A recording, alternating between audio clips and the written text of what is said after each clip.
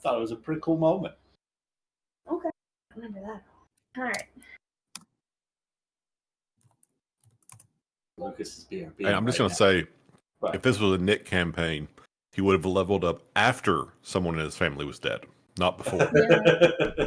You level up with trauma. That is my style. I do like... Amanda has helped me realize that tragedy is something that I find very compelling. No. Amanda helped you realize that. What was that fight like? Tragedy Please gives describe. extra experience. It wasn't a fight. It was just I kept showing her movies that I like, and she went, "Huh, these movies are all kind of fucked up." And I went, "Huh, you're right. What's that say about me?" That you love drama. But I don't love drama. That's like but like it has to be compelling drama. It can't be stupid drama. Oh yeah, no, absolutely. You are a drama guzzler. You're a drama Admits bitch. to liking stupid drama. Who's out there like, oh, I like drama, but not sophisticated, only the stupid kind. I have a couple of friends who are like that. They absolutely love these stupid reality TV drama. But would they describe themselves as that kind of person? That's my question. Yes. And if so, then fine. I see the point. There's brain rot that I know is bad for me, but will I be curious on what's going to happen? Yes. Yes, I will. And will I drink the tea? I will drink the tea. The Real Housewives, just watching it, honestly, I watch a couple of episodes with my mom, and then I'm like, well, I'm good. But it is still so fucking fascinating. The level of drama that happens. Can't look away. One time, oh, yeah. One time there was this one gal who had an amputated leg, and they're saying like, oh, you're so fake, you're so fake. And the woman took off her her prosthetic leg and said, the only thing that's fake about me is this leg. And she puts it on the table.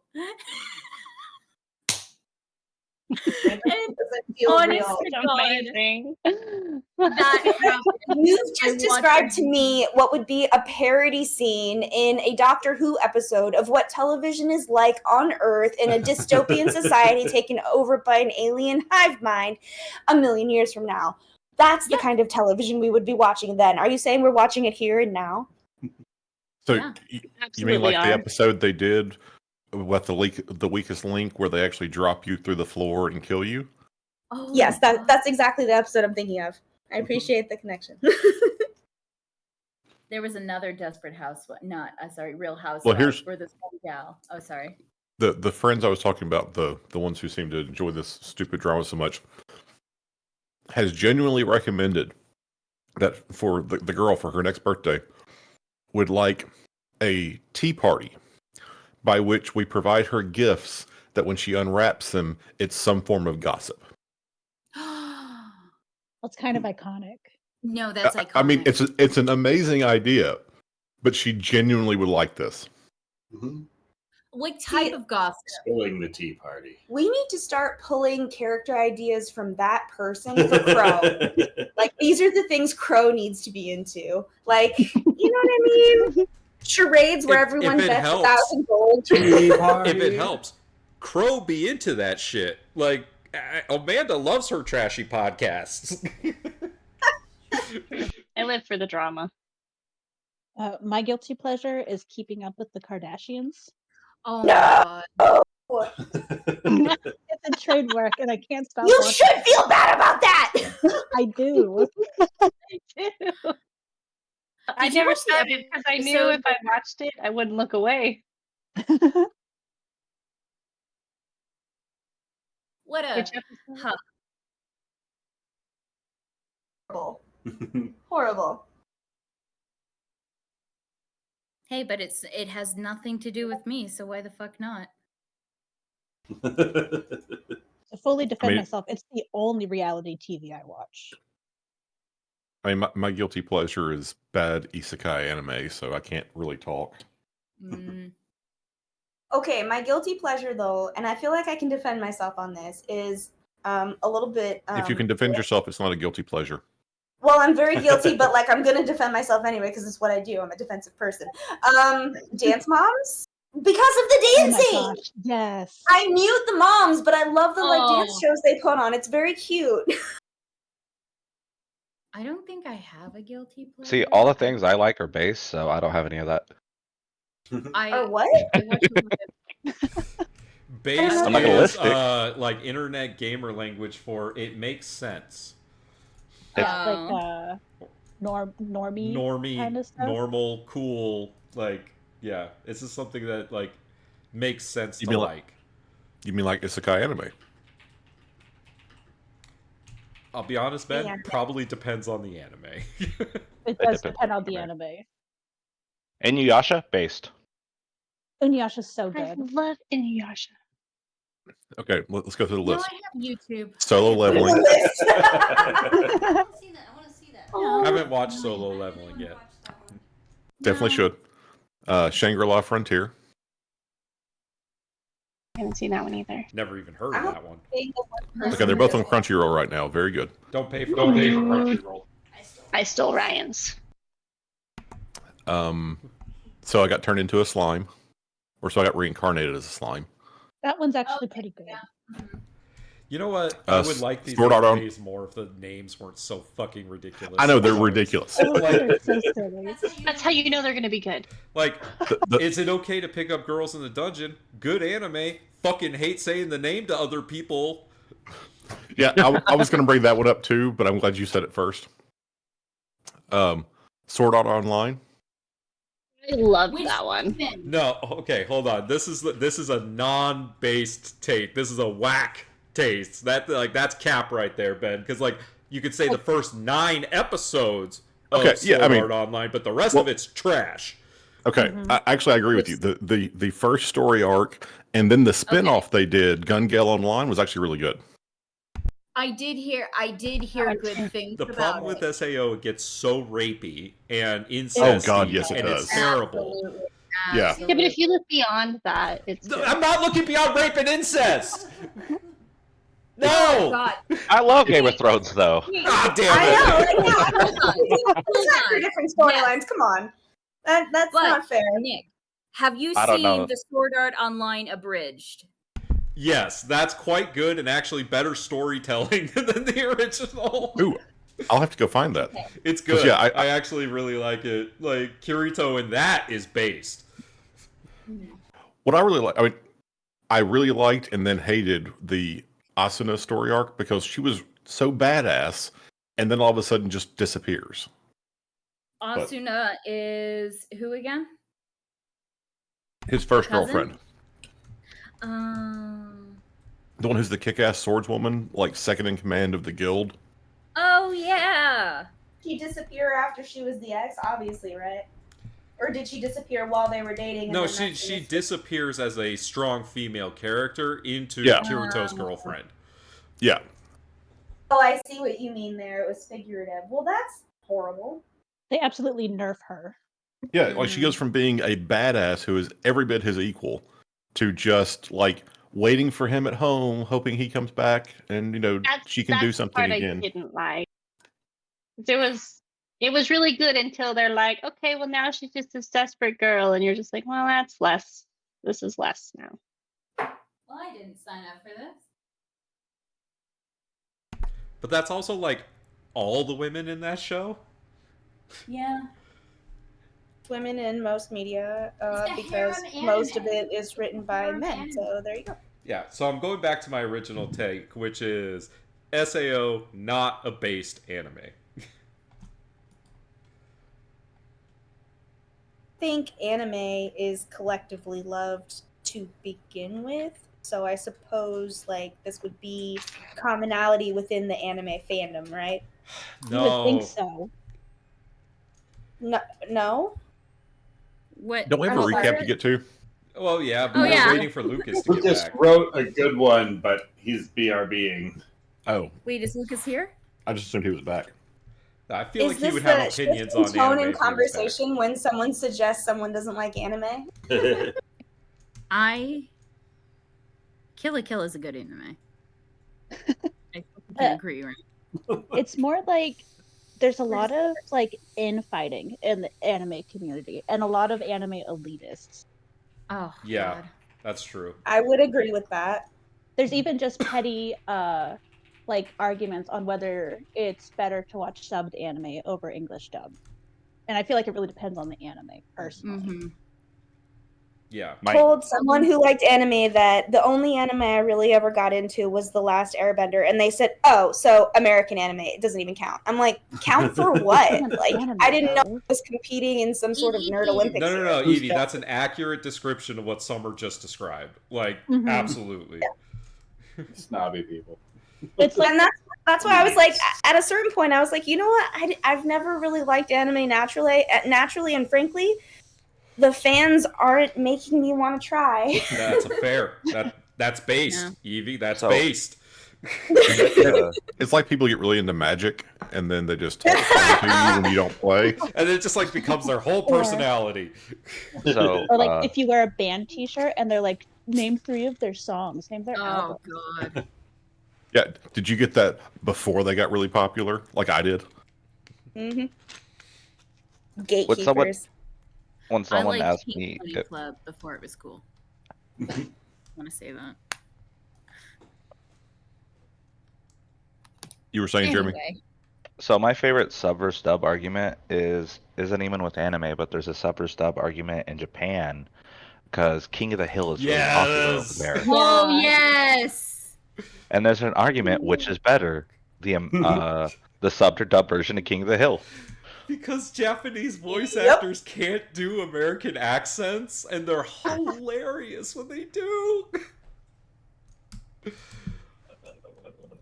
For me, the sub or dub thing really comes down to how much do I like the anime art style. If I enjoy watching the art, I don't want to be distracted by having to read the words. Ooh, that I hadn't heard that angle. I generally have anime on the side while I'm playing a game, so that's why I like dub, because then I'm listening to it. Yeah. But I one time got through half of an anime and then realized, wait a minute, I don't speak Japanese. What the fuck is going on? I did enjoy watching Attack on Titan in Japanese, but then to your point, Ben, when I watched it in English, I noticed a lot more going on, like on the screen. Mm-hmm. I had to watch My Little Pony. It depends on the English voice actors. Yes. That's all. If it's good English voice actors, I enjoy dubbed. I have. But that's just true of like voice acting in general. If you have a bad voice actor, like there's a certain trope for female anime characters that like super high, sort of whiny, squealy sort of voice. Like I don't care who's doing it. I just don't like it. You know what anime I've never actually had any desire to watch in Japanese was Full Metal Alchemist Brotherhood. Just didn't care. I was like, the voice actors are fantastic in English. Don't care. Don't even care what this sounds like in Japanese. I will say though that I kind of hate watching animes with Vic Mignogna in it because all his characters sound the same. Whose voice is that? You're gonna have to identify. Edward. Oh, okay. Yeah. He plays Tamaki in Oron. He's in I don't know if you guys have ever seen Dark Angel, but he plays the main character in that. He's very much suffering of same voice. I really like the guy who does the voice for All Might, and he also does the voice for Piccolo and Vegeta. Dragon Ball's one of those I really like is the guy who does Vegeta's voice in Dragon Ball, whatever the YouTube version is. In the abridged. Yeah, Dragon Ball abridged. Yes. Everybody duck. I'm about to turn left, and I don't want you to get hit by my dick. What the fuck? I've never watched that. That's fucking funny. It's so good. That's how I love Dragon Ball Z. Okay. All right. So, to be inclusive of Evie, now you have to pick a show that your character would love. Anime, real show, whatever. Everyone's got to pick a show that they know that their character would love. I've got mine. Would really love C-SPAN. Yas would like those like afternoon soap operas. like Young and the Restless and General Hospital. I love that answer. Oh. Deadliest Catch.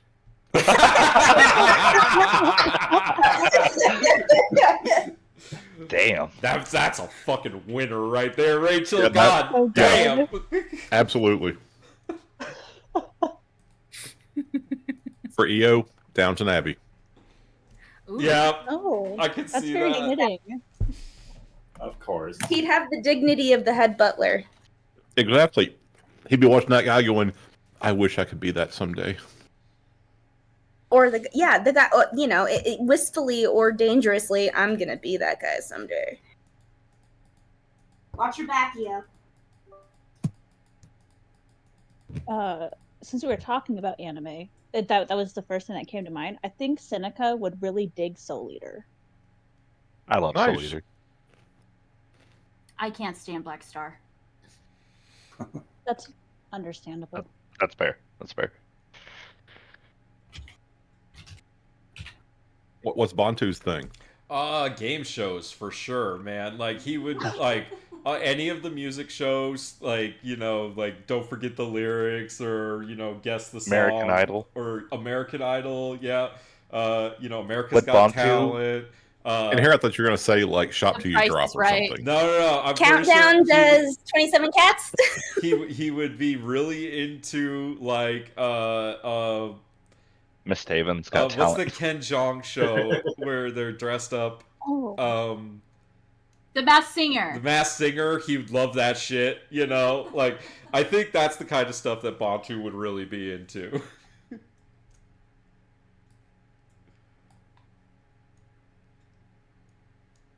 What are his opinions on The Price is Right?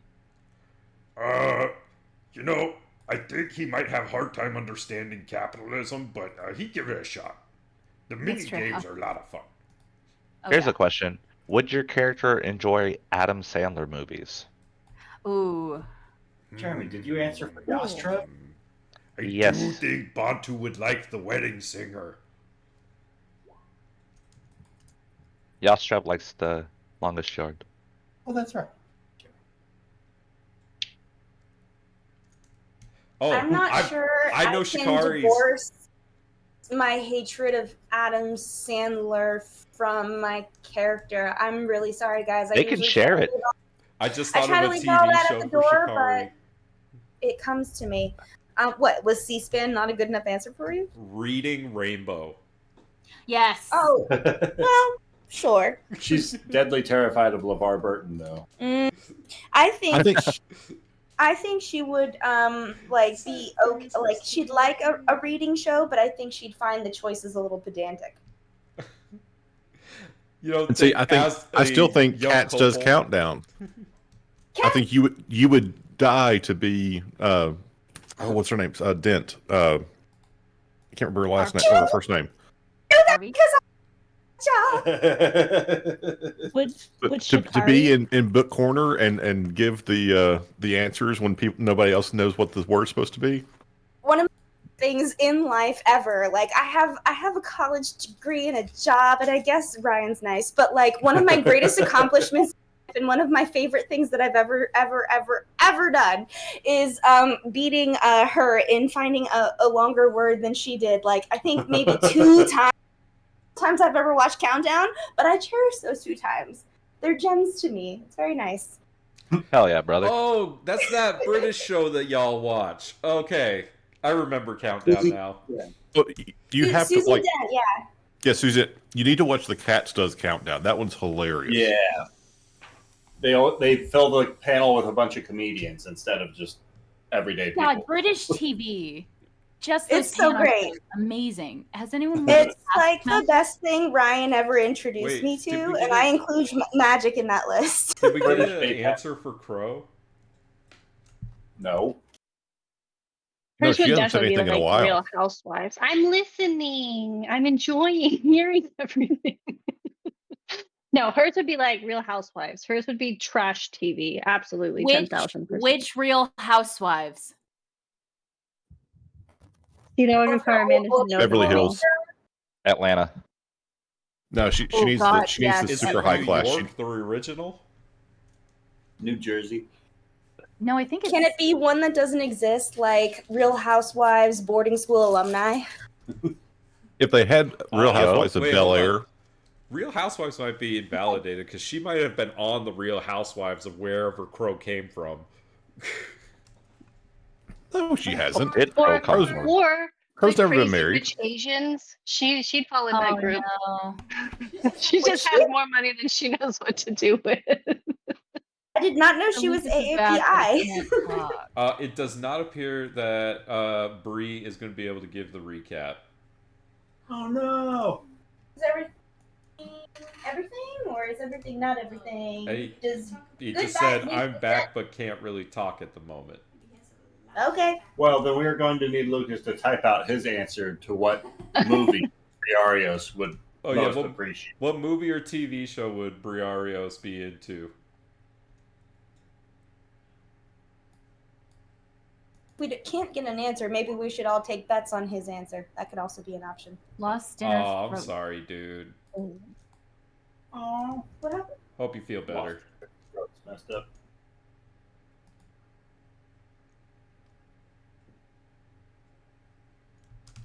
Let's play Oh, an upsetting theme.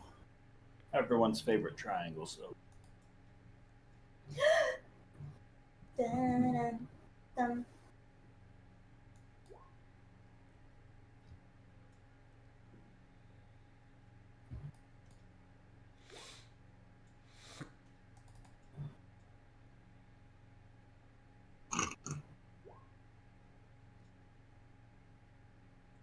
while Bree If Family Matters. contemplating their favorite movie,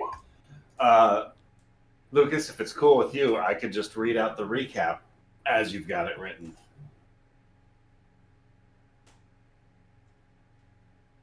Can I suggest for a future session that we do a popcorn recap where one person starts with one sentence, the second person starts with the second sentence, and we popcorn until we go through the entire recap? We could try, sure. Just one. Even better, Can I lie? we could do 8-headed Broadway star, where everybody says one word. Oh, that would take forever. That would take a That's while. disastrous. What kind of Anyways, an sorry. improv group do you think we are, Ben? A very practiced one. We've been doing it for better years. that's true. Improv. I'm looking at the script right now. So last week, Bree and Nalia are up on a rooftop, both riddled with javelins and spider bites. Bree's trying to make sure the large spiders focus on her while her daughter gets in strikes from their flank when Nalia takes a nasty stray work hammer to the face. Bree sees Nalia bleeding profusely as she's running out of stamina. Bree tells Nalia, "Go get Vora and get out of here!" Spiders and bugbears get the call to retreat and scurry over the eastern wall of the village. But Bree doesn't understand their language, and in Bree's mind, they must be regrouping. She has to get to them before they do. Bree jumps over the wall and sees that the enemies are already fleeing with some of the villagers. Bree's protector instincts kick in and she charges at them to slow them down, protecting her little ones. Knowing that they're safe now, she can focus wholly on this threat, maybe buying some time for her girls to get to safety. But Bree stretches herself too far, winding up alone and surrounded in the blink of an eye. She's overwhelmed and knocked unconscious, blacking out. Falling what seems like an eternity in a fraction of a second at the same time, Bree hits the cold, hard ground, weary and exhausted. She looks around. Time has slowed, and all color has drained from the world. From one side, she sees Bantu in the distance giving a battle cry and moving as if possessed by the great spirit Lua himself. And in the far distance, the cries of Crow, Io, and Seneca's pain surrounding them like they're distorted, like underwater. The sounds are barely audible, but Bree hears her little ones getting hurt. She puts every fiber of her being into moving her body, but it just won't budge. Like two of Matanui's great warriors, Tahu and Kopaka, Rien on a horse, and Yastrev leaping over the walls, they join into the fray to help save the villagers. Bree turns her head towards the captured villagers, but sees only a singular brilliant emerald tree standing taller than the sky, with branches wide enough to embrace a continent. This tree dominates the entirety of Briarios' vision, and in a booming voice she hears this tree speak. Your heart is in the right place, but it would appear that I may have chosen the wrong individual to carry me to our salvation. You are too reckless, wild, and lack self-preservation. As silence begins to carry across this desolate wasteland, Bree, with her head hung low, struggles to muster enough energy to stand up to her full height. Bree eventually lifts her head towards the great tree, locking eyes on it, and spits a glob of blood onto the ground. Pointing a single finger at the tree, she wipes the drying blood from her mouth. With her other hand, she yells out, Mata Nui, it is my wild spirit and recklessness, my love that saved you from that dying island. This road has laid out before the both of us. We travel it together whether you like it or not. Combat is happening all around them. Bantu calls out to Bree with his healing words, Don't you die on me! My family's calling me home. If you want to make it to your goal, quit your bitching and help me. Mata Nui says, Excellent. I had feared that the spirit of Tahu had left you. I will grant you these abilities to defend your family, like that of the powerful Mother Panther protecting her cubs. As Bree begins to wake up, distant words from Mata Nui can be heard. Go now, fight strong, and protect our heart.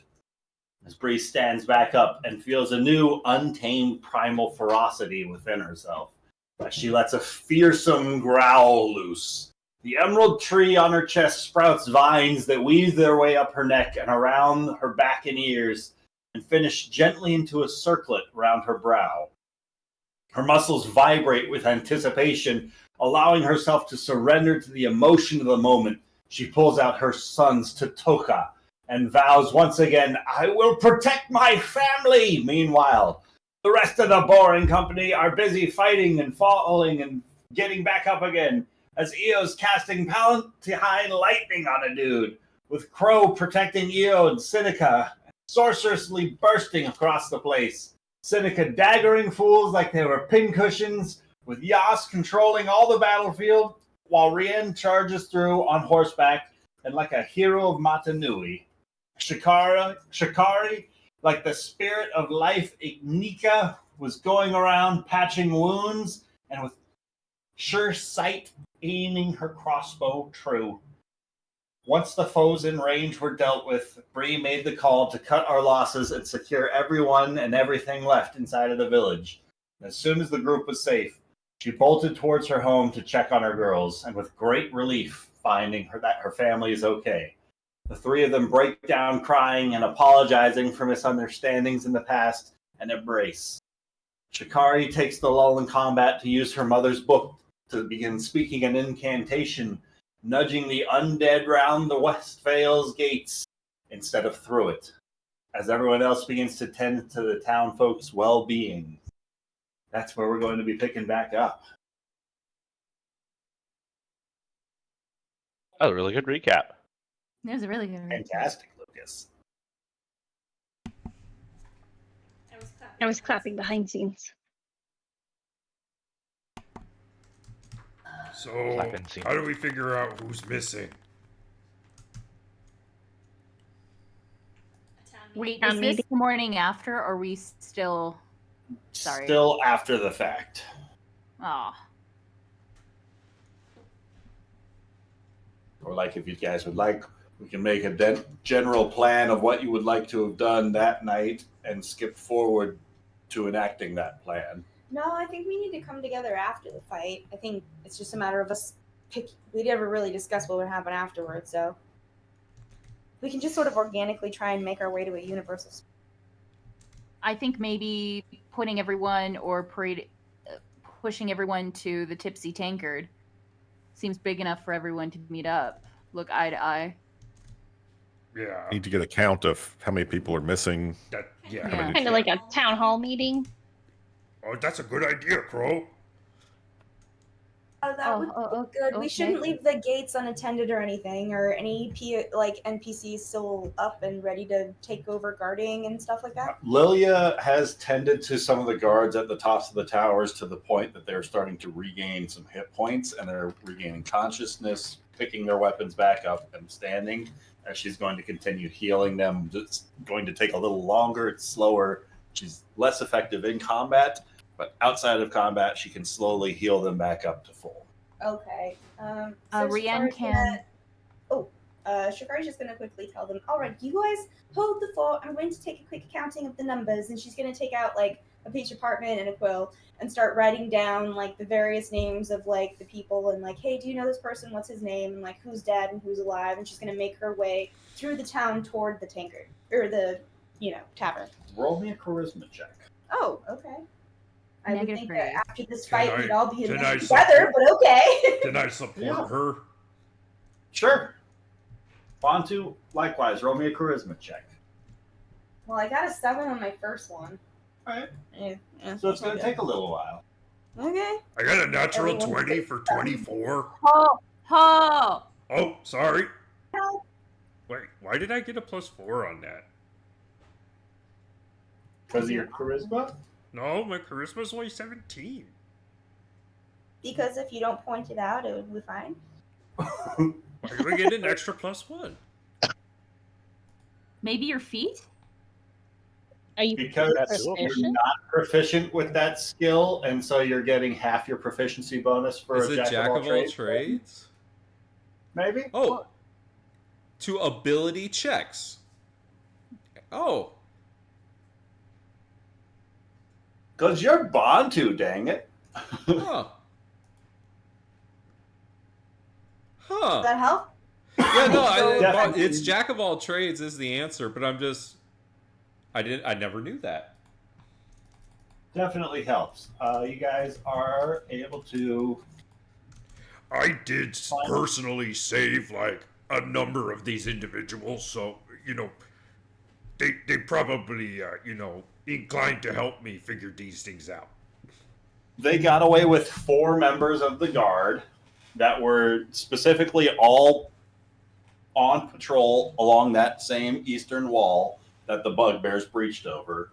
So it seems as though wherever the bugbear breached, they just kidnapped the guards that were there and then just kept on coming across. But in total, 4 guards are missing and unaccounted for. Would you say at this point we've had enough time for a short rest?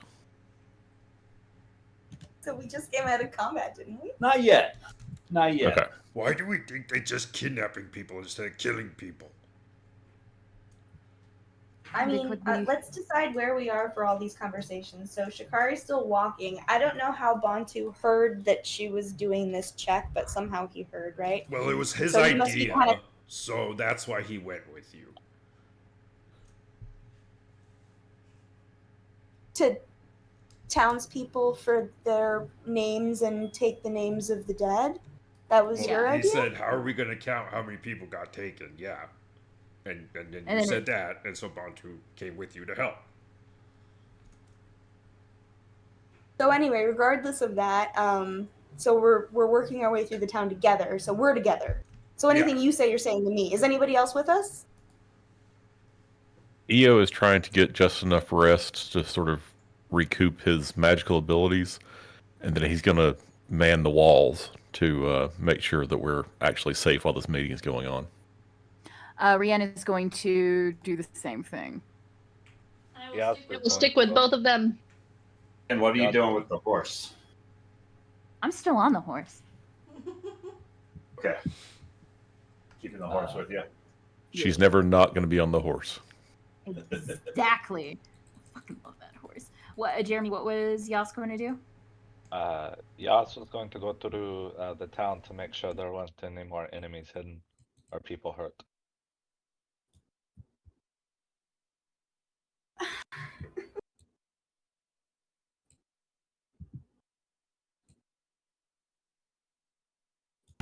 And while he's sort of trying to rest and he and Crow and Rian are going around, EO is also taking the opportunity to, like, prestidigitate, try to clean anybody up, try to fix what little things he can. Cool. Just try to make people feel a little bit better knowing that we just went through this. Rianne, same thing outside of the wall, though. Sorry, Summer. Oh, no. That's okay. My thing lagged, so there was a little silence there. Seneca will do kind of the same as EO, except she's going to use mending to fix some like minor things that maybe, are too fine to fix with your hands, Sure, like patching up some of the wall, maybe. Mm-hmm. The gate needs to probably just be rebuilt entirely. Right? Maybe some of them like broke off locks or some shit, so she'll make sure that's all fixed and whatnot.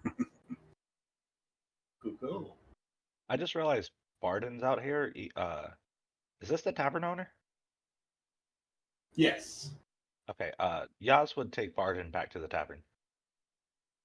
All right.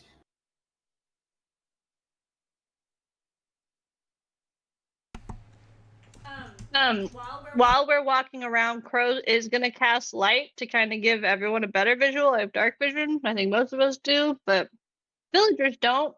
So maybe help a little bit. And some party members. She's holding a flashlight as the perfect helper would. Sure.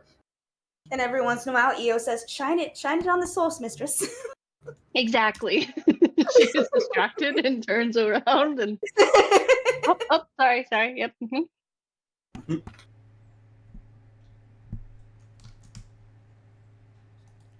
So Shikari, why do you think that they just took people instead of kill people? Now they have perfect candidates for interrogation. The guardsmen would be not only whether that is easy as pickings, but they would know everything we've been doing to defend the town. Our one advantage has been that the goblins didn't necessarily know who has been harassing their lines this entire time, and I think in short order they're going to figure it out. That there is a party of fighters, they're going to have fairly good descriptions, they might even have our names, and they'll know our weaknesses and our strengths, and the next time we fight them, we won't just be able to shock them when they think they're just going to be encountering, a bunch of villagers. They're going to not be surprised when they see us standing on the ramparts the way they were this time around. So, you know what I don't know. What's up, Bunty? I think that they're gonna do to those people what they did to the boars. I bet they shoved troll blood down their throats and turned them into mutant thingies, and then they send those to attack us and just generally make bigger goblin army. I bet they do some fucked up shit like that. That's terrifying to think of, Bontu, but I think what's more terrifying is to think that we might both be right. Interrogation first, transformation second. Yeah, probably true. That's what my mom would do. I thought, my goodness, Bontu. Your mother sounds scary. Oh, terrifying. If you weren't afraid of her, I would think something fucked up with you, honestly. Question. Were you taller or shorter than your mother? Oh, my mom, huge. Orc women, very large. That's why the queen is the queen. And I never asked, do you have brothers and sisters? Oh, yeah, I have like 10 brothers and sisters. Well, okay, I don't know how many sisters I have. I lost count, but I have 10 older brothers. Right, for succession, I'm sure they kept a better tally on those. I do have a question, though. Were you shorter than all of your siblings? Or just... No, I'm not the runt of the litter. Me in the middle somewhere. Oh, being the middle might be worse. The litter. But, you get used to things. True, it's true. All right, so, I think we've got a decent tally here. Some people have been taken. Trying to get an account of how many have died. I think my tally stands roughly. How many townspeople have died? Corpses actually in the town? None. No casualties. That can't be right. We had no deaths on our side. 0 deaths. Yo, no, this has to be celebrated. Where's Barton? We need to celebrate. No one died. There's dead bugbears in town, no dead people. Bunty, before we get carried away with ourselves and our success, I think we need to think about some few things. First of all, rebuilding the front gate. We have assignments to parcel out, patrols to assign. Do we want to go and try and catch up with the people who have been taken and get them back before they can be turned into whatever or interrogated it by whatever? Sure, but that's not going to happen tonight. Yes, it is. This is exactly when you do it, right after battle, not after. No way we catch up with them, Shikari. No way. We need light to do that. These people can't see in dark. Oh, okay, so you're saying we send out a search party maybe in the morning, or not at all? I don't know. We know where they're taking them. It's not like we don't know that part. All right, but let's put a pin in this and remember, we need to discuss this as a group, especially with the townspeople, and try not to let the party get away from us before we can make some concrete decisions about what we're going to do next. Okay, but hear me out. Especially the front gate. It's basically a perforated page. It's going to get punched through by the next person who tries to tear it apart. We will get to that. I'll be honest with you, Shikari, it wasn't much to begin with. But what we need to do is celebrate with these people the fact that they fought off goblins. It will inspire them, and they need that reinforcement right now, because before, they didn't think they could do shit. But now, they know they fought off goblins, no one died. We need to celebrate that. I love your positivity, but we saw maybe, 24 goblins. Yeah, but they don't know that. That's like the first goblins they ever saw. That's the first battle they ever saw. I'm just trying to wrap my head around this. So you'd rather have the townspeople... I'm not saying they shouldn't celebrate. I'm not opposed to celebration. I'm saying we should come together as a town post-fight, acknowledge what we've lost, what we need to accomplish, set out assignments, and then celebrate. And you're saying it's more important to ignore all of that, acknowledge that we survived this first very preliminary fight by partying first, and then in a stupor afterward decide what we're going to do next. Yes, I'm just we trying need to to celebrate victory, and then we can get to work. Okay, well, I think that's something for the group to take into account. If I'm overrun, I obviously am going to try and be a party pooper. That's what librarians do. But I'm also going to, not fight it. I suppose I'll just spend the night making to-do lists. That would make me feel better. A to-do list is always nice, and then you can put a check mark next to it in the morning, and everything will be all right. As long as we put the check mark next to the list, it'll be all right. No, I get it. Nothing feels quite as good as crossing it off, but.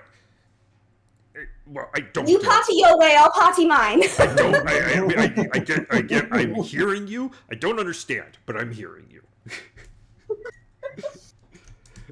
But I also don't understand why librarians have to be party poopers. I mean, like, is that just a thing where you come from? Do they just not like? I'm just kind of, noting a stereotype. I think librarians are the most fun people I've ever met, but I've also met like 100 people total in my entire life, so I don't know. But I think they're great. I think they're fantastic. I am one. You know, Shikari? My best friend is one. My adopted dad is one. I understand you a little better now. And you know what, Bontu? I think I understand you a little better. Because you know what's crazy is I'm pretty sure I have like 100 people in like my extended family alone. I mean, libraries are big, but it's a big library, so yep. Even though there are many librarians, it's, you run into people in the book stacks, you know what I mean? And obviously in my wing, there were people, in it and stuff like that, but... And my brothers and sisters all were for making soldiers for the Queen, so, And you know what? Towns of any size are pretty rare. I think that's why I feel so committed to defending this one. They seem to be really, I don't know, like they want to make a go of it, and I want to help. Well, I mean, before you had to just outrun the terror. Like, you couldn't make a town, it's kind of a new thing. That's why the Horde, being honest, that's why you have so many kids, is not all of them make it, when you have to move around and avoid things in the wastes. Life can be cheap. That's why I'm so committed to what's happening here. Everything was so in flux, and, my ancestors lost their family home, and I think it's lovely that they're trying to create some of that again, There is no ancestry until someone puts down a pike and says, this is where we start.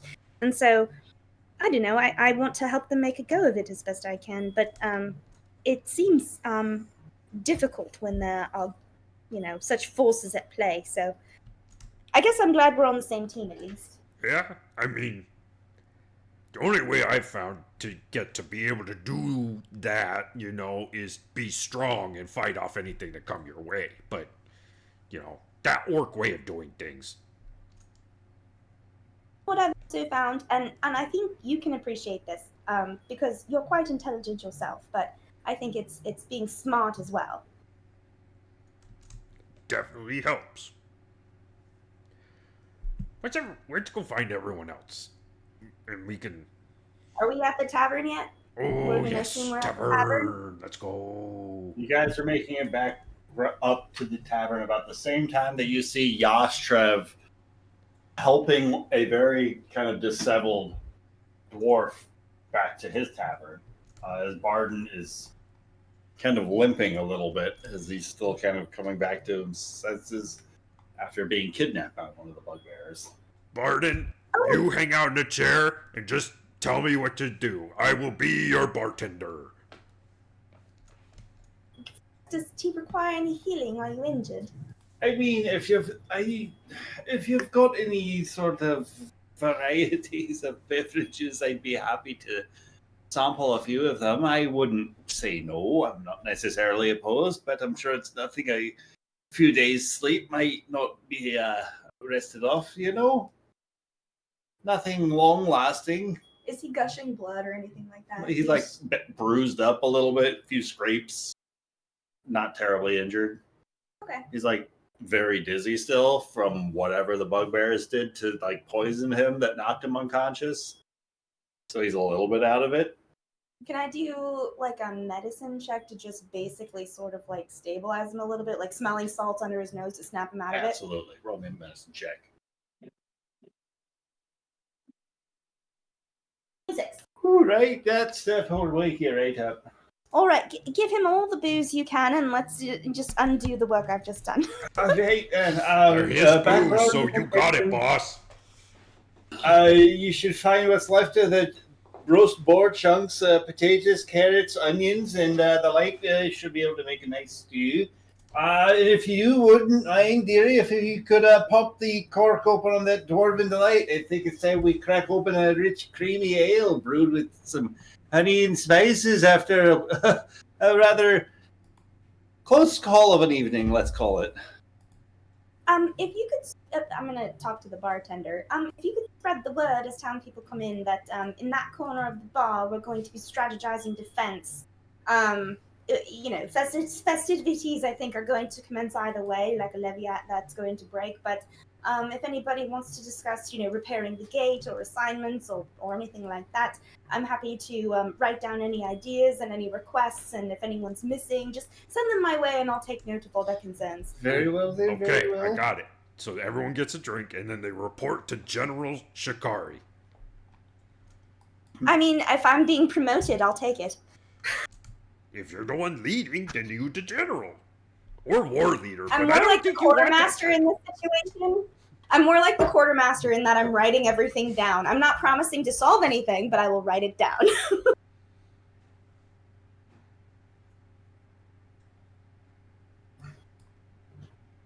And she'll grab an ale, go sit down, and start making a to-do list. Starting with repair gate.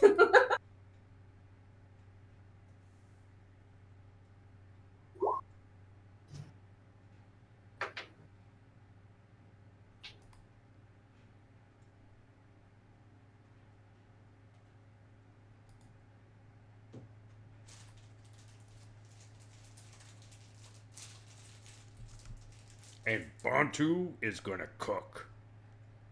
Is that a survival check? Sure. Or performance for this. Performance, much better. Much better. Let's make a show of it. Oh, I only got a 10. Oh, no. I mean, it's hard to mess up roast boar, potatoes, carrots, and onions when you're making a stew, but something about the seasonings is just like a little light. You know, it's not bad. Everybody eats their bowl happily. What seasoning? You cook meat, you eat it.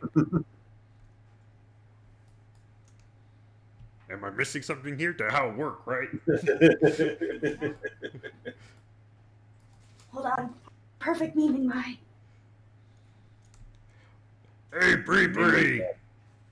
Bree's gonna come season the food.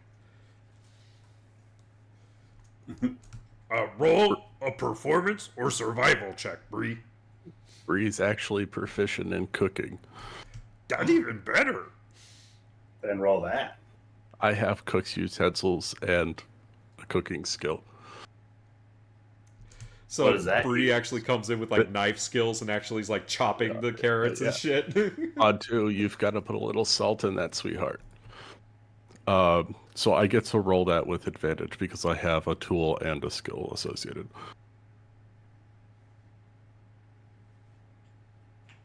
Blow him away, Bree. Dirty 20. So I imagine you see Bantu back in the kitchen, like arraying a fine selection of sticks to set up this pot over the fire, and Bree comes over like, no, let's just like use these tools instead. Yeah. There's a hanger for the pot. A little spice, a little thyme, and it'll be just fine. Oh, hey, that rhymed. Just for you, Bantu. Victory! That rhymed too, but I didn't mean it. Feels good. Did you hear? No one died. We got a few people captured, but not a single casualty on our side.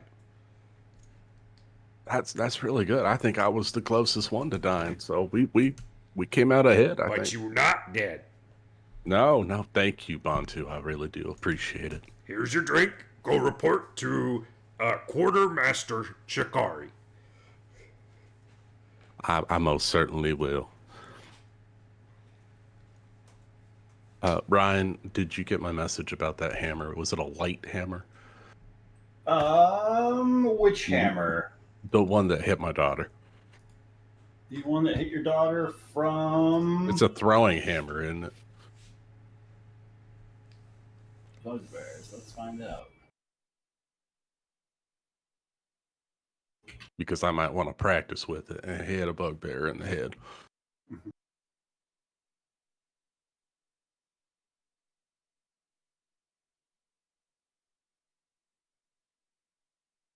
Here is a light hammer. Right on. All right. Thank you. Yep. Cool. Quartermaster, I'm reporting for duty. Oh my god, I said that in jest. Bantu is so literal. Darling, I'm so glad you're safe. And she's going to give her a hug. Oh, I'm glad that you're safe too. Thank you for keeping everyone alive. I know that you worked really hard. I mostly kept the undead from entering in the front gate, and you never know how that's going to go. But I heard some things happen back where you guys were. Are you all right? I thought maybe did someone get caught in the fray? I mean, your family is safe. They are. Nalia helped before the spiders and the bugbears went back over the wall. She helped. She actually did a magnificent job protecting me. Speaking of that, on a side note, she wants to have you over for dinner at some point. She wants to apologize for being rude. God, yeah, I didn't know what to make of that, and frankly, I was a little unsure. I'm adopted. I I'm from kind of a hodgepodge family, and the family members are people I choose, and no offense, there was a moment there where I was like, choices be damned, I might not be able to make this one. So I just your daughter-in-law and I don't want us to have friction, but I also somehow don't know if I'm ready for this kind of fight. I do appreciate she wants to apologize, though. I want to apologize too. I don't know what to do. I'm kind of a kid myself. I don't know how much I'm supposed to wade into these family affairs, so I never really know. Oh, you're fine. It's something, and I think now that she's experienced what we've had to experience, she's understanding how much pressure and responsibility it is to protect people, because she hasn't had to do it. And I think she finally understands what being still in the moment means, and your knowledge and your experience, your wisdom is far more than your years show. You're very wise, and you've learned a lot, and there's a lot that we can all learn from you, and you should share it. Don't hold back. And as far as the whole family thing and being uncomfortable, I completely understand. And if that's something that you're not ready for at the moment, then I completely understand and appreciate as much time as I've had with you if you want to distance yourself from the family environment. There's no hard feelings for that. Might be what we need, especially given how dangerous everything is right now. I hope you know I've appreciated everything we've been through together, and you introducing me to so many things, but I think it's better if right now we're just friends and comrades, and we set aside the romantic part. I'm obviously still ready to be friends with your family and all of that. And, if your daughter-in-law ever wants to feed me a good hearty dinner, I am absolutely going to show up with an empty belly. But I think maybe, I think that's a good idea. And I hope that's all right. It's perfectly all right, sweetheart. We all go through our ups and downs, and as long as I'm not completely locked down, there's always a chance in the future if you feel like you've explored the world a little bit more and you want to settle down at the end. That's fine, but there's no hard feelings from me. I'm so happy we've met, and thank you for everything.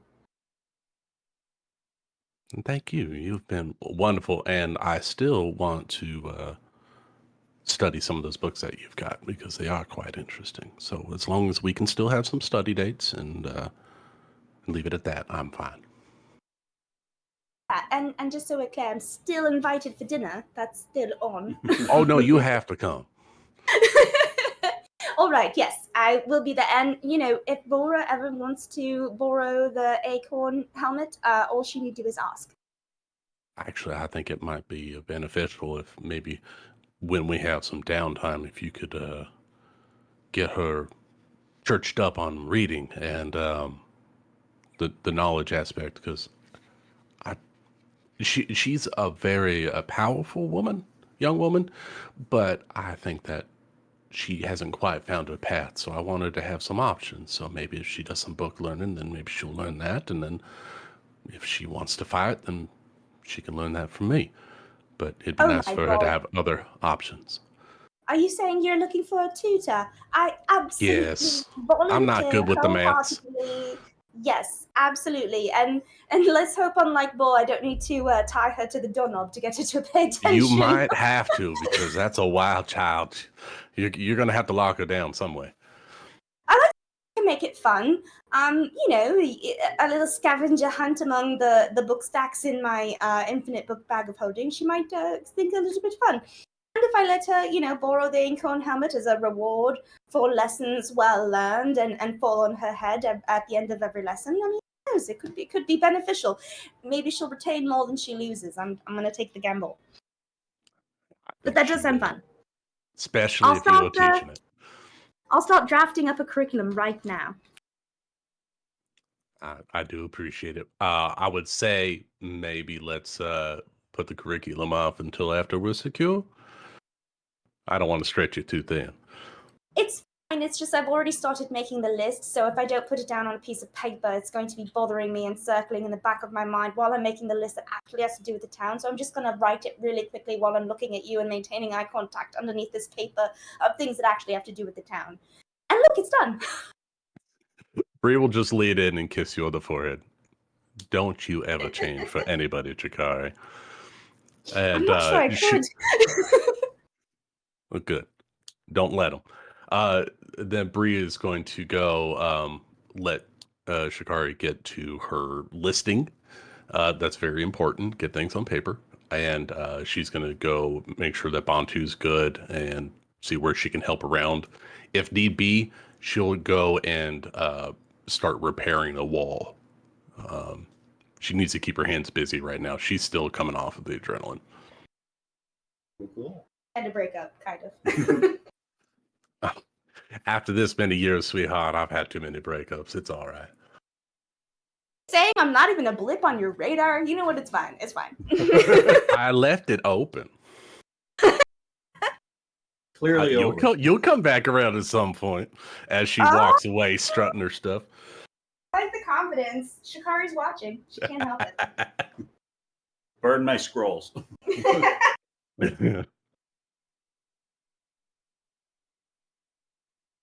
Right. I think everybody's settling in for the evening, making repairs about town, prepping for defenses and repairs, and organizing everybody accordingly.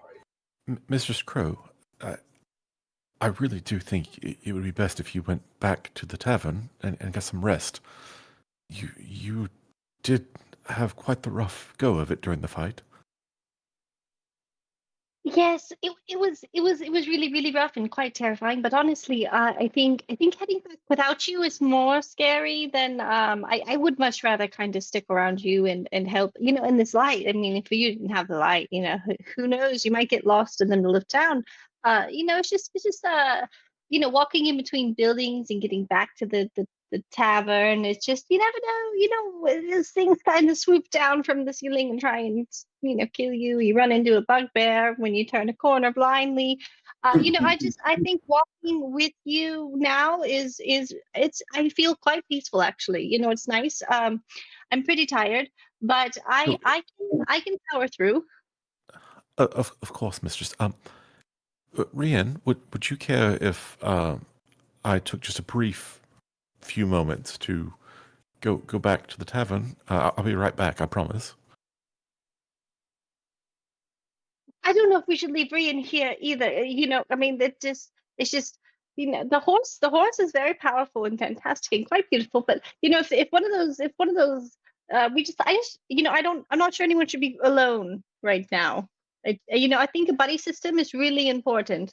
And it's okay. I don't want to be a bird. I'll hold the light. If you guys don't have the light, you won't be able to see what you're doing. So it's quiet. I'm okay here. It's okay. And Io just starts doing a quote unquote patrol that happens to take them very close to the tavern. It is fine. I'm going to continue to patrol outside the wall. I have my own light, if you don't mind. I wasn't trying to play. Don't have a light. It's just your horse is cool. Just it's kind of freaky out here. It is fine. I want to ensure no one else is taken. You're doing a really good thing. And just out of character, taking a look, how badly injured is Rian? She has 5 hit points left. Very injured. She is really fucked up. Oh no. One arm is just not moving. Could Crow take out a handkerchief and kind of like try and like, I guess since you're on a horse, maybe like, I don't know, pat your leg with it or something. Here, this could wipe away some of the blood. Here, this you got a little smidgen, and she's just gonna like kind of go to point to a spot and then just kind of usher to everywhere. Crow, bring her to a friend who she knows can heal her. I don't know. That's what EO's attempting here. Rian, why don't you come with us? We should probably eat something before we spend the evening on patrol. And I'm sure they have some food at the tavern. Why don't we go do that, and then we'll come back out and patrol again. They probably have fish. I suppose that you're right. Yes, I'm dealing with. Yes. Oh, okay. The horse. It's okay. The horse is gonna be okay. Rian will clumsily get out. She can't use one of her arms.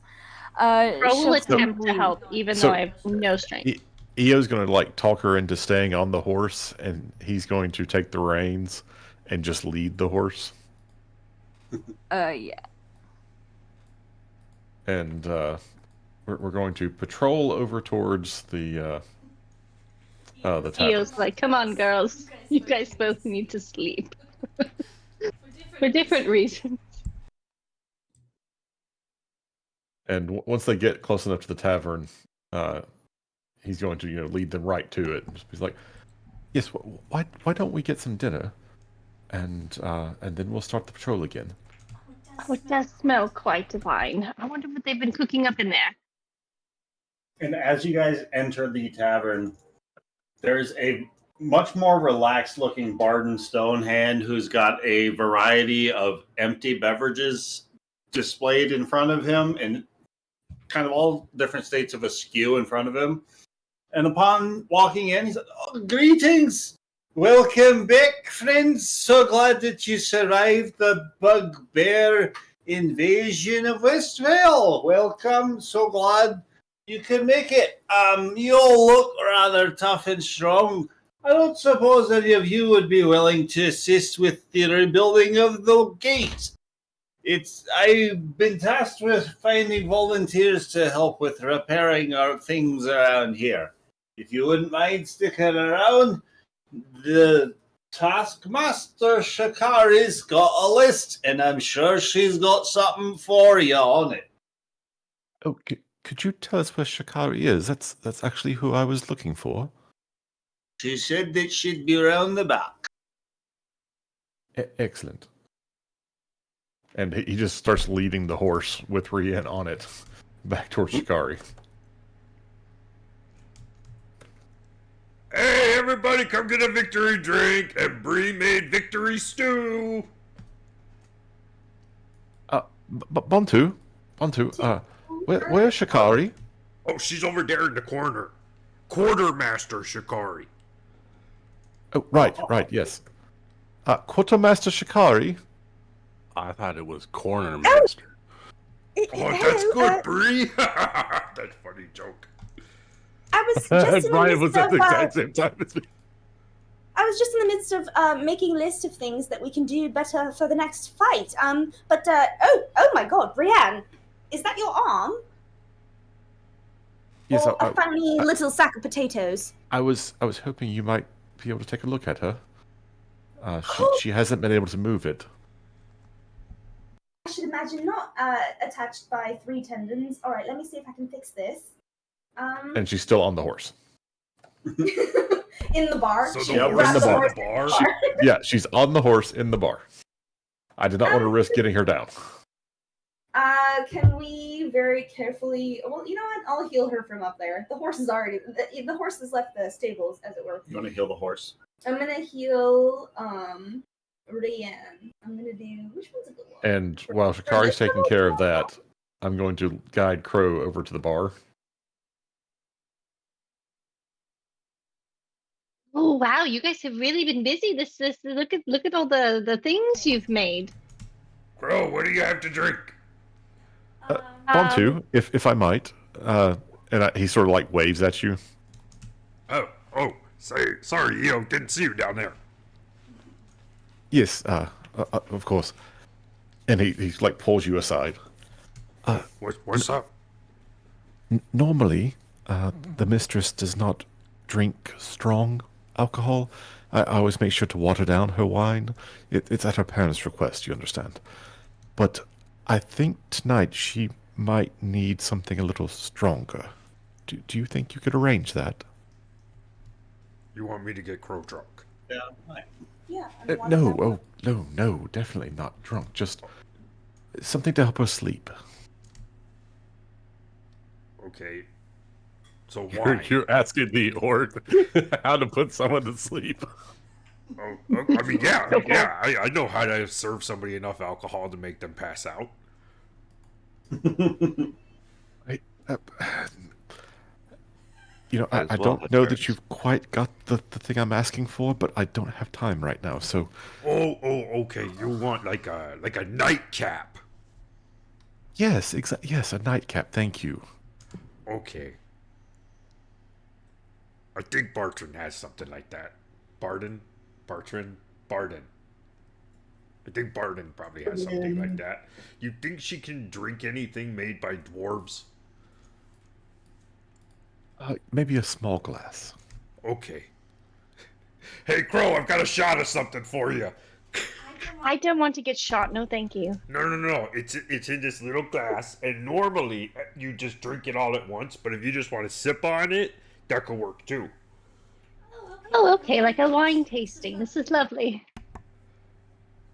And Bontu's gonna put like the strongest dwarf drink in there, but just a little bit. Don't sip that. Go sip that. Oh, this Dwarven rubbing alcohol. It's really quite an intense flavor. Is it supposed to burn? Yeah, that means it's good. Cheers. Yes, mistress, the warmth will help you feel better. It warms you from the inside. Oh, so it's like a health drink. Interesting. Okay. Well, cheers. This is really quite potent. Here, Eo. Here's yours. Yes, I thank you, can feel Bontu. it all the way down. Yeah, it'll linger. Quiet. It should linger for a little while too, so it's nice and warm. It's on the table. That's amazing.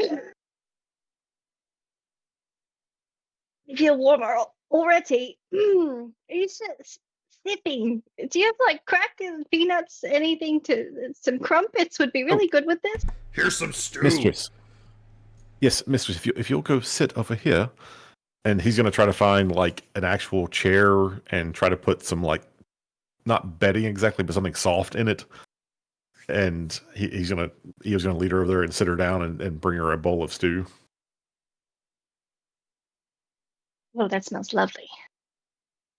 It tastes much better than this drink. I don't know what Bontu gave me, but it's not really good, Eo. Unfortunately, dwarven beverages generally aren't, but they are quite potent at what they're intended for. Well, we've been through a lot, so I guess I'll take your word for it. But I wouldn't recommend it for yourself. Yeah, thank you, mistress. Protect him from a bad drink. I will sip on my shot and then take a really large bite of food after every time I take a sip. Washing it down. Washing it down. I got a chaser. Stew chaser. How's Rian doing? With the whole arm situation. Oh, well, it looks like she's in excellent hands. Shakai seems to have it well taken care of. Would you like me to go check on her? It's okay. I'm quite enjoying your company. She really saved my ass back there. I wasn't doing so great. That bugbear was really quite terrifying. I'm really glad she was there by the fence because The thing almost just went right through me with its spears. Whew. I couldn't help but overhearing. You should tell her that yourself. Everybody's so into judging Crow. Yes. She's a I must also find some way to thank them. I don't know what I would have done if something had truly happened to you. Do you think Shikari likes fish too? I think perhaps we should stay away from the fish for a while. It was really quite exhausting sitting there waiting for you to catch something.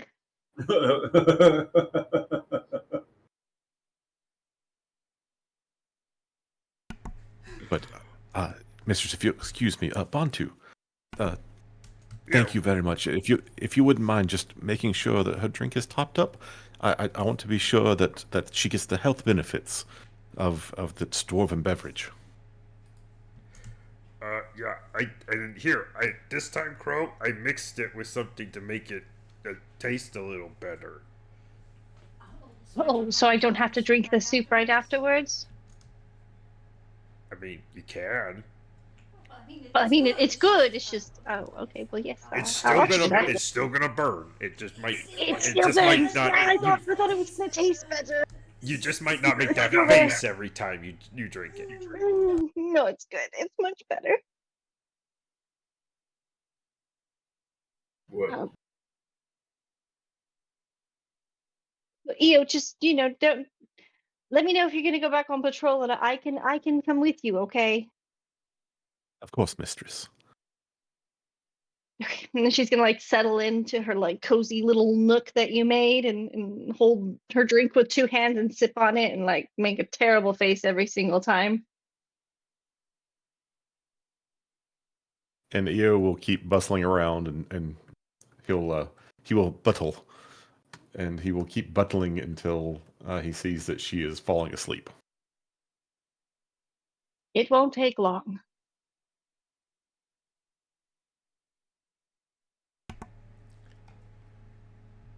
Is everyone back here? Hey, anyone seen Seneca? She's just been plugging away outside. Fixing the walls. Probably bleeding from a few cuts, but she doesn't give a fuck. Why is she so badass? What's blood when you time travel? I wouldn't say badass. Yeah. She just grew up in the Empire. She just grew up in the Empire. Where life was cheap. She's hardcore. Oh my god, twins. And women were women. As someone who had Kanem her entire life, this is nothing. The good God Kanem, damn. right? The good Kanem, right? Kanam's bad. Oh, I thought Kanem was like the universal. That was the whole system, wasn't it? I thought it was. There's two words, Kanem, and then there was the other word, one was negative, one was positive. Yeah. The whole thing was the abacus. I thought Kanem was just like the currency, and you had good Kanem and bad Kanem. That makes more sense. No, I think there was a that. The Kanem and Valor. If it was negative, it was Kainem. There you go. That's what it was. Well, I mean, she's badass. Potato. Funny thing is, my favorite thing that you put into your description of it, Ryan, is that Kainem can be earned even by inconveniencing somebody. I've encountered many individuals. Sounds like a Seneca So move. I've got some interesting stories tucked away for her to tell. Oh, so that makes more sense. So you can have both. You can have Valor and Kainem. Yeah, eventually you balance out to zero, though. Yeah.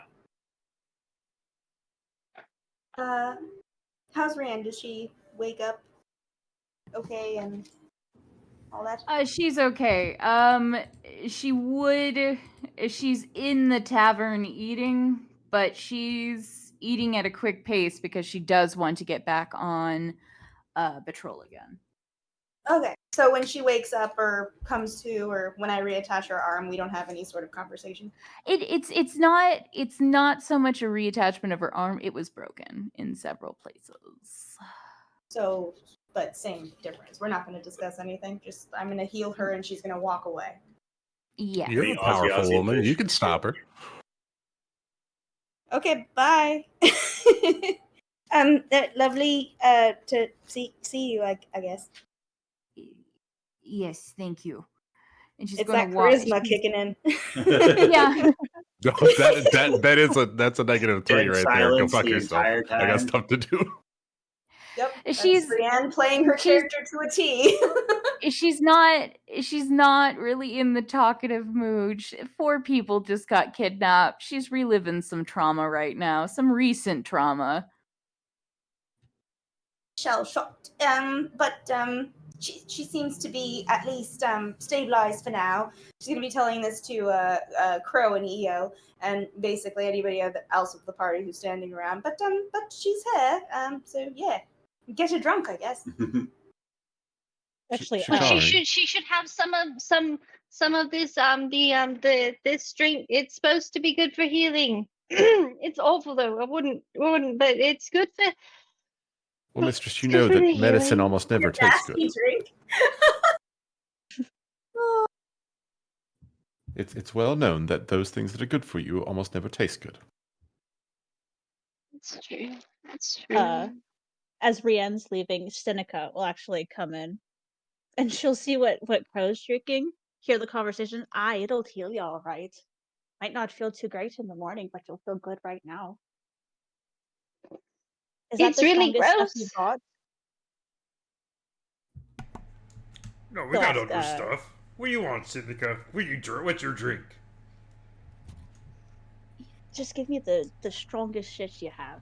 Oh, that's what Crow drinking. Oh, Would you like another bottle of the Mountain's mead? She'll take a drink. She'll take whatever the strongest is, and she'll take a drink of it. She'll kind of make a face. Oh, this is the strongest you've got. It's not really good. Well, yeah.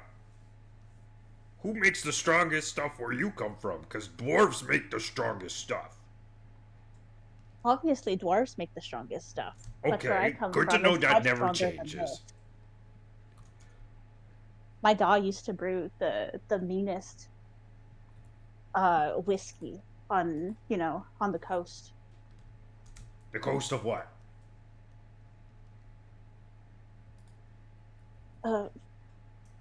Everston? The oh gosh. Oh, I don't right. even know if I you keep forgetting I don't where know you're from. I don't know if you would even know the village where I'm from. It got wiped off the map years before this whole mess even happened. That's true. Sorry about that. How you feeling? That's still kind of recent news to you, isn't it? Oh no, my village has been gone for quite a while. Oh, like so it was gone before you even came here? It was gone before I even before this whole storm happened. I'm like decades beforehand. Oh. Well, how you doing with the whole time travel thing? Suppose it's not so different. However, I keep looking up at the sky and hoping I'll see the moon again. Oh. Huh. I never I never thought quite about got what it used looked to it like. after it I mean, happened. it's just like, that's what it looks like for me, but it looked different for you. Oh, much different. It was an entire. How much is left of the moon? I mean, there's a small kind of crescent moon left up in the sky, but a large majority of it has kind of scattered into a sort of ring around the planet. Hmm. Do we have like a name for the ring? That's a great idea that I didn't think of. Empires fall. Orcs have name for ring, but I'll let you come up with it. Well, is the orc name translated into English? Is there like an orc language that you say it in, but it like in English means X? Weirdly enough, Bantu speaks the orc word for it, and Shikari's able to give the rough translation for this word and comes out to a phrase that Seneca has heard before. This term, this language by the use of Chronos by some overseas dialects. She'll hear it and she'll be, oh, that's a good name for it. This ring, like it's always been there. Bloody hell. But the moon used to be a giant orb in the sky, and it went through phases. When it was full, it would, if you were in a good enough place for it, the landscape would almost be as bright as day. Full of what? Light. Oh gosh. Was common astronomy a thing, Ryan? I don't know exactly. Yes. Okay. So. Feel free to take as many liberties as you'd like. Okay. We know the world around. Gosh, I didn't even think if you guys knew of astronomy. The moon, when the sun sets, the moon reflects the light off of it, or it used to. I don't know if it still does. Well, you can see the moon. It's still there. There's just not much of it.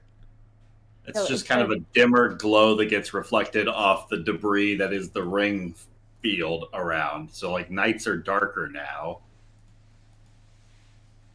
Oh, canonical reason why my dark vision got better in 5th edition. Or in the 5.5. Yeah, obviously. Seneca is very surprised that she can see rather well. In my library with pictures that sort of depict like the changing like difference between the sunsets this quarter before versus now, or like pictures and stuff. Can I have a book that says so? Roll me a D100. Oh, that's fun. Huh. Actually, so you don't like?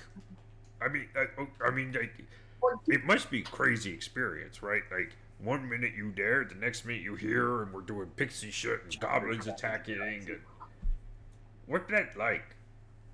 It's I don't know if I can explain it in a fathomable way, but it wasn't just a minute. Well, obviously not. It was 100 years, but it felt like I was there for eternity. Like I was there before and after and now. You were where? In this, I don't know. This storm, the magic. It's We call it the terror. The terror. That's fitting. It was rather terrifying. I wasn't sure if I existed or not, or if I ever did exist. If I was but a concept of somebody else's mind in the grand scheme of things. That's... Oh, pardon me, but that's awesome and terrifying at the same time.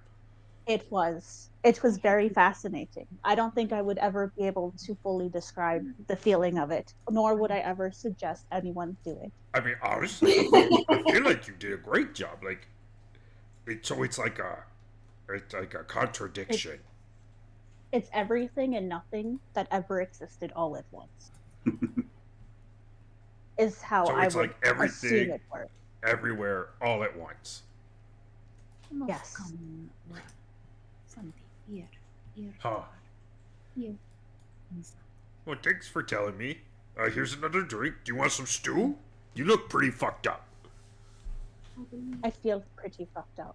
Well, take a rest, celebrate victory, and then we'll get to work.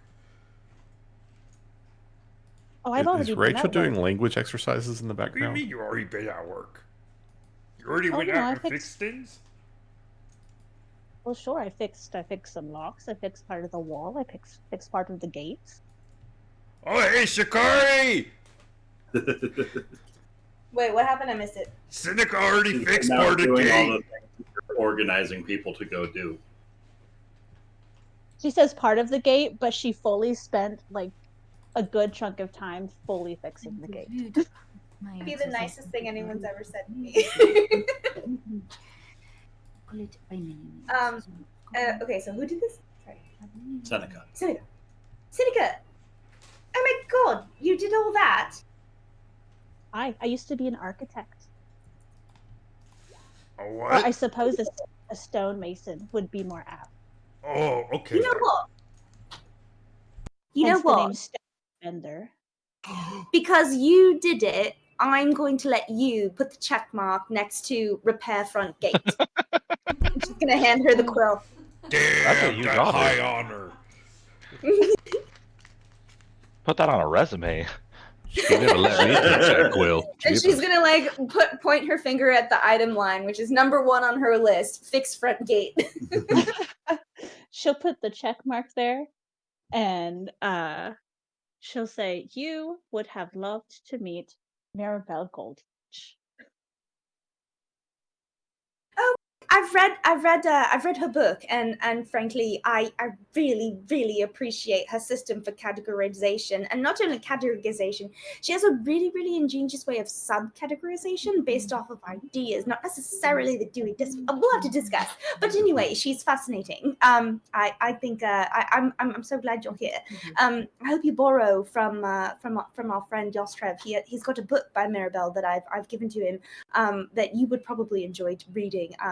It's just, you know, a life under the Empire sort of thing, but I think you'd like it. I'm not sure I'll definitely give it a shot. I can't say that I'll like it though, because my life under the Empire was much different than hers. That's fair. I've heard differing reports as to the, different ideas behind whether the regime was entirely for the benefit of all. It'd be interesting to hear some dissenting opinions. So much of what's left is very much pro-Empire, I think, because it was mostly protected. But a lot of the narratives, especially the ones leading up to what actually happened, are lost. So I'm so curious to pick your brain one of these nights. Go ahead and ask some questions now if you want. Oh my god. Okay. I take out like a whole sheaf of notes. Oh gosh. Would it be better if I put them in an email? What have you done? And she's just gonna say, have you gotten a start on that journal I asked you about your last days with Empire and recording some of your memories? I've been writing in it every night. I can't wait for you to read it. What if we start there? Obviously keep adding to it, but why don't I take your first few pages or few 100 pages, and I'll read them at night, and I can let you know if I think that would be great. Yeah, and the cool thing about the notebook I gave you is it has this like binding where every few 24 pages, if you untie the string at the bottom, those particular pages will just pull straight out of the book because they're sewn in every 20 pages or so. So actually every book, anyway, it doesn't matter. This is how you pull them out. So I'll just go ahead and take the ones you're ready to part with if they're done. Sure. She's gonna like pull out like the first like chunk of pages and leave you with like, the last 3 pages or so that you'd written, and then like let you keep going with the rest. And she's gonna take the rest out, and she's going to look at you with big, wide, worshipping, thankful eyes and say, I am so excited to read this. Not only that, I'm going to go ahead and make copies if that's all right. And I cannot wait to show them to the people at the library. They're going to be tickled. I'm sure they will. And she has a bit of a smirk on her face because her views of the Empire are very contradictory. So I'm sure they've read it. Right. And Shikari is just really excited to have all this homework, so. But yes, don't let me keep you. Go enjoy, and I'll dig into this tonight, and then we'll be on the same page when we talk next. Sounds literally, like oh my god, we'll be literally on the same page. I didn't even mean to do that. Shikari's having her own party.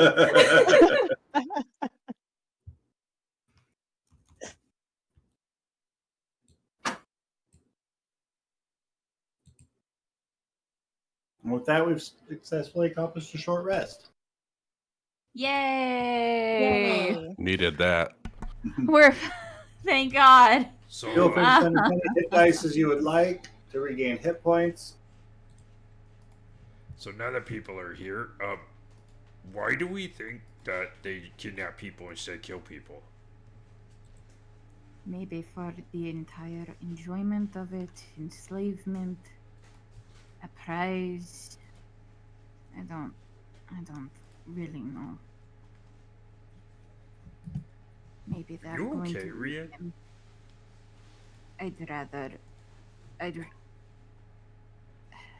It is fine. And Rian's going to continue to play with her food. Well, play with her second bowl. He's fine. She'll probably be okay. But, goblins... Thank you. Love it. I'm not being sarcastic. I love it. Me theory is that goblins take people to turn them into something, like they were kidnapping boars.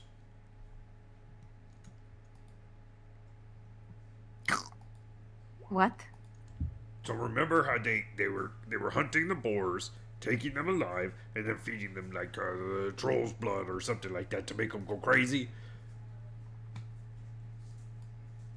Is that something? I mean, they're not boars.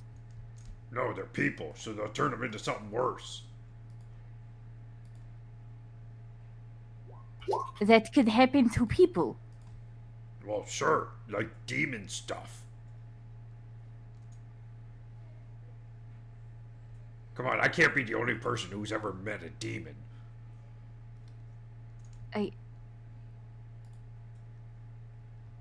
I had an ex-boyfriend once.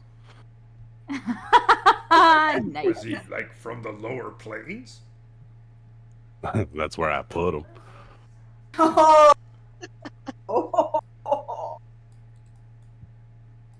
Suddenly very grateful for our amicable breakup. Bree doesn't suffer a fool. But do you pity the fool? You know, I do, because he's missing out on a wonderful, wonderful relationship. He had to just be an ass, so I had to put him out to pasture. Anyways, Eo, what do you think? Why would somebody get captured instead of, killed? Why did it not killing people? Bantu, you address your group of gathered party members, and Eo's not there. What? You missed him again. Oh.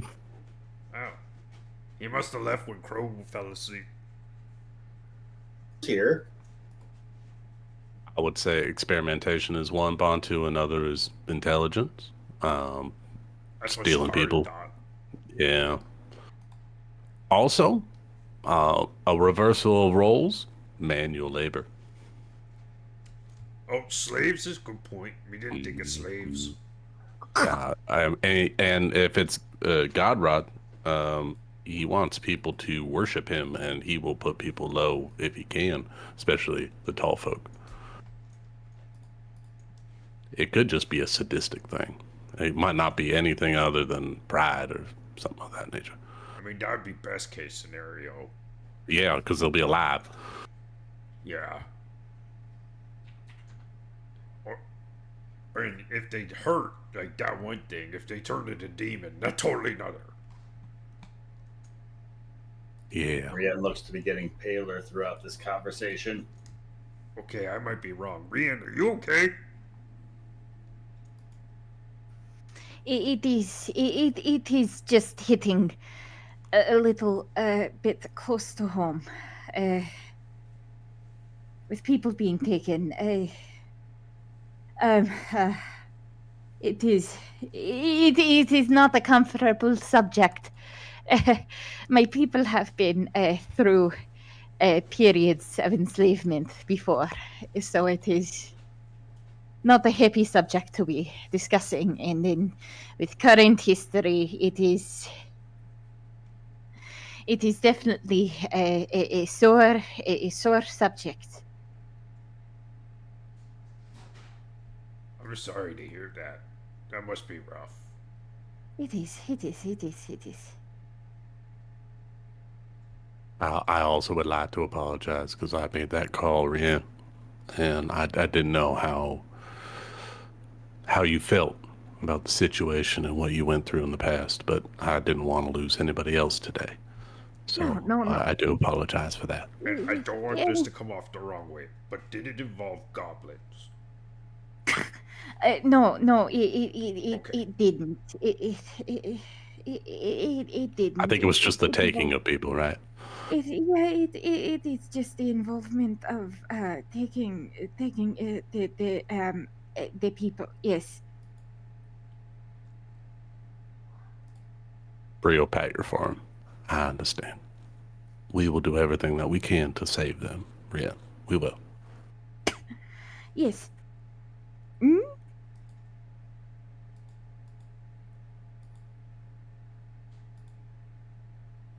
I personally thought that, I was a bit stronger, and then I wasn't. So it is. I got knocked on my ass, so I wish I was a little stronger too. Before Crow passed out, she told me that you full-on speared a bugbear through the chest. Yes, and I might have. I did. It was nice, to do that, but I just wasn't fast enough. And what if I hadn't done this and I was Brienne, a bit you don't faster? understand. No one died. Well, a few people got taken, but we can get them back. And a few people got taken, and But we then we don't. can get them back. We could get them back. Yes, we That could. means obviously no get them one back. died, which means you did a really good job. Cheers.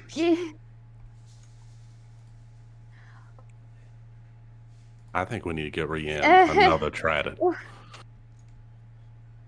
Dual wielding tridents from the back of a horse is a mean image. How the fuck are you supposed to do that? Bantu's like moving his arms around trying to do it. I don't know. It sounded good in my head. I wish I could tell you. It is. Maybe I should go on patrol. It'd be much useful up there to go on patrol.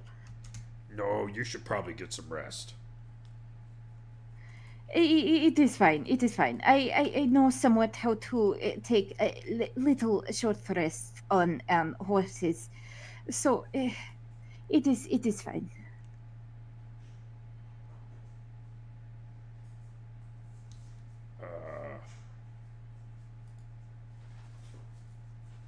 I mean, it is fine. I'm Ayashtari.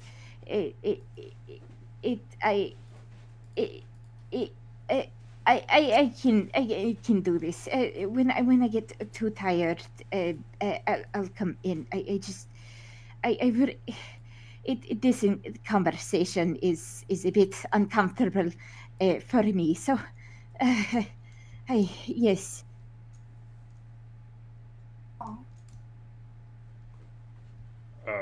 Okay. Well, be safe. Don't. Right. Yes.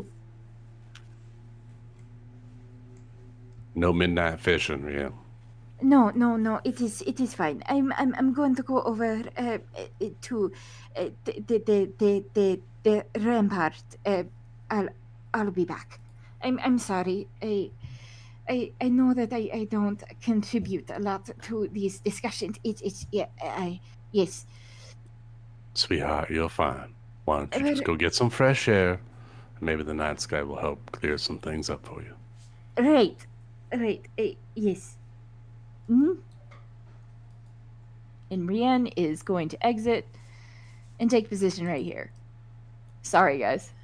It got real dark real quick when she left. She is quite. She was the light of the party, and she kind of brought it down, didn't she? Definitely roll a nat 1, so a -2. You're doing a -3 so much justice, Rachel. Keep it up. Thank you. Do you know that song, Ain't No Sunshine When She's Gone? Oh, I do Now's know that one. right Ain't moment no for it. sunshine when she's gone away Bing, from boom, boom, me. boom, boom, boom. That's a good one. Yastreb loved that one.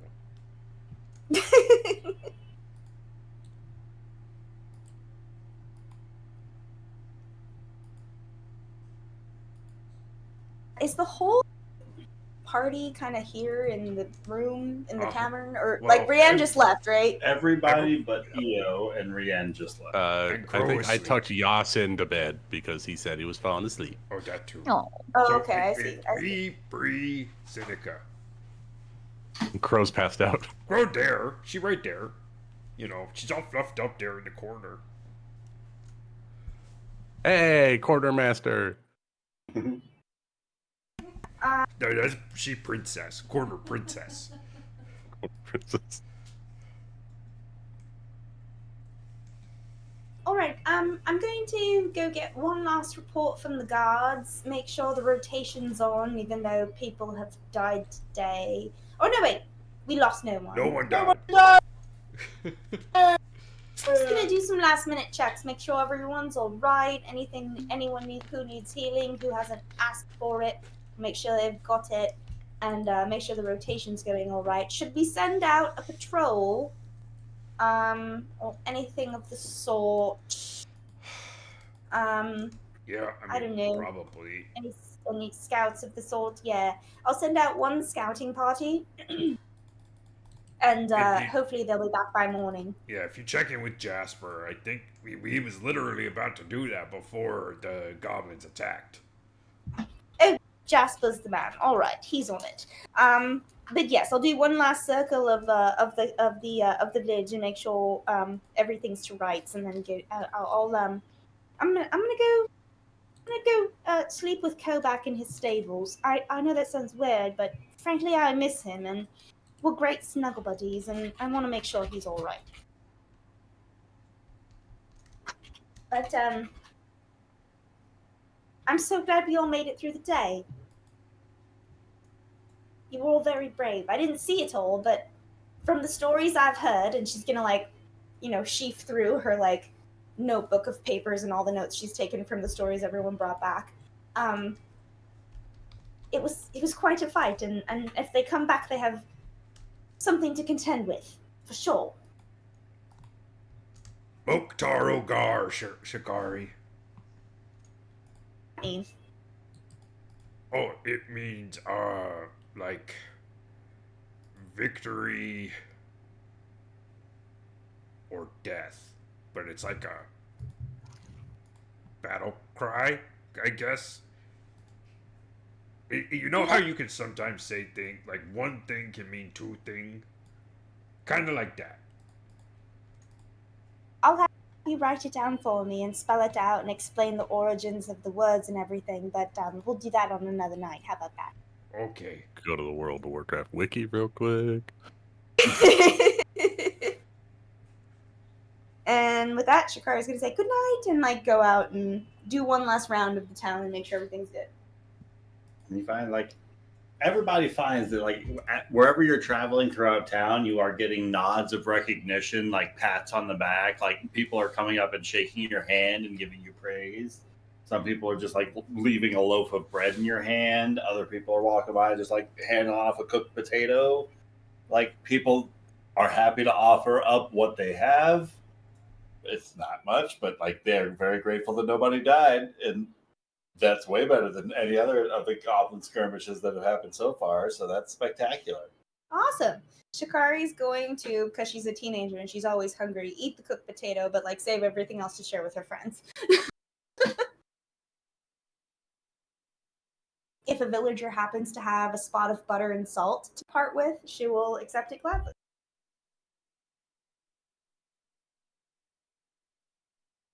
Then should the camera pan over to what Eo's doing?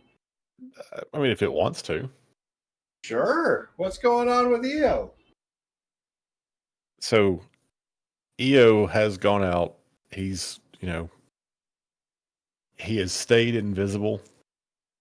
and he wants to like look around town and make sure there's nothing else hiding anywhere. I mean, he's not doing like an extremely thorough job. He's not inspecting like every single house and all that, but he's trying to sneak around the village and make sure there's no other creatures hiding anywhere. And then, assuming he doesn't see anything, which... Roll me a perception check. Okay. That is going to be a total of a 10. I mean, you're never absolutely positive, and that's probably the most unsettling part of it all, is just how quiet those bugbears were with their spiders sneaking over. Like, even the ones that you were watching as the spiders were sneaking over the wall, you couldn't hear them stepping across it, despite how large those beasts were. It's disturbing. Yep, it is definitely disturbing. But he doesn't see any creatures actively, in town, in the trees. Anything else hostile or otherwise. Like, there's townspeople walking up and down. You get the same sort of praise and greeting. No, he's invisible. No, you don't. People are a little bit abuzz. Like, as the news starts to spread that, like, a couple of people were kidnapped, but nobody died in the goblin assault. Like, people are starting to think, like, I don't know, maybe they were right. Like, we did what they said. We checked a few things off the list. We got the wall built, and that made a significant difference. Like, nobody died. A couple of people got taken away, but kidnapped is not dead. And when he gets to Westvale. When he gets to the gate, is it like fully locked and closed? It's been rebuilt and fashioned even better than it used to be. Closed, locked off, and like barricaded. Okay, then he's going to climb out over the wall where all the goblins were killed. All right.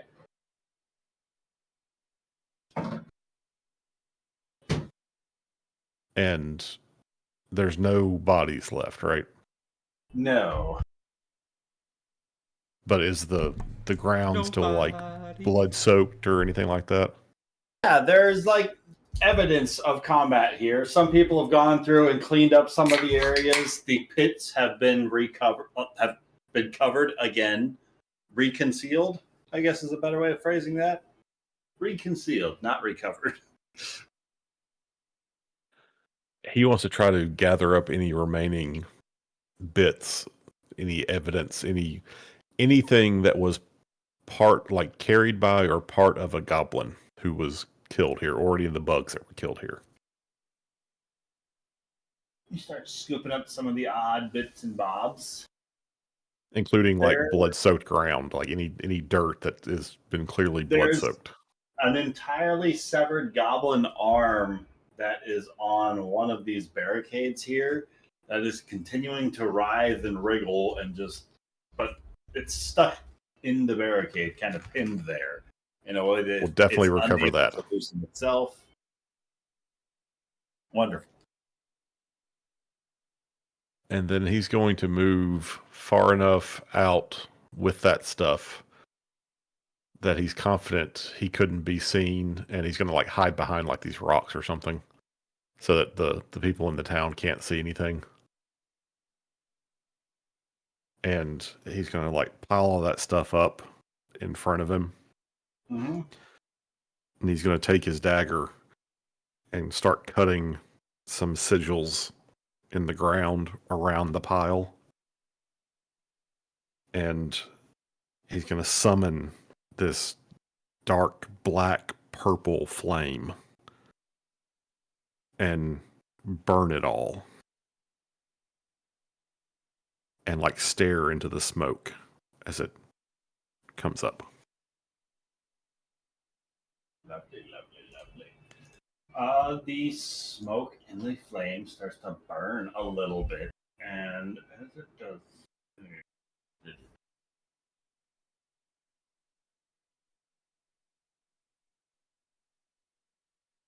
sorry, I have a name somewhere. name somewhere. The flames billow up, and for a moment, take the shape of like, it's not humanoid, but it's not like obviously a face either. The flames take a moment before they continue to burn in a consistent pattern that looks to open up into a sort of toothy maw of a grin and the couple of wicked slits for eyes. It takes you a few moments before you recognize that in those purplish black flames there is a face there. And it seems to be watching you, smiling at you, looking toward you almost hungrily as the flames continue to burn through these items, as that hand continues to writhe and burns out. Hot. And you hear him under his breath saying, "What do you want? Isn't what you're getting enough? Can you not leave me alone? Leave her alone."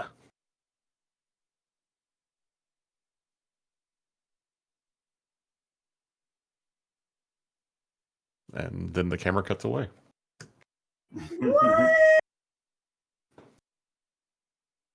Wonderful. Our breakup was dark. Jeepers. And how do you guys find yourselves the following morning? I make sure I have plenty of water and things to help Crow feel better. And I made sure she got moved like to an actual bed. Oh, I was gonna say she definitely fell off the chair and is on the floor underneath it. But Io takes good care of her.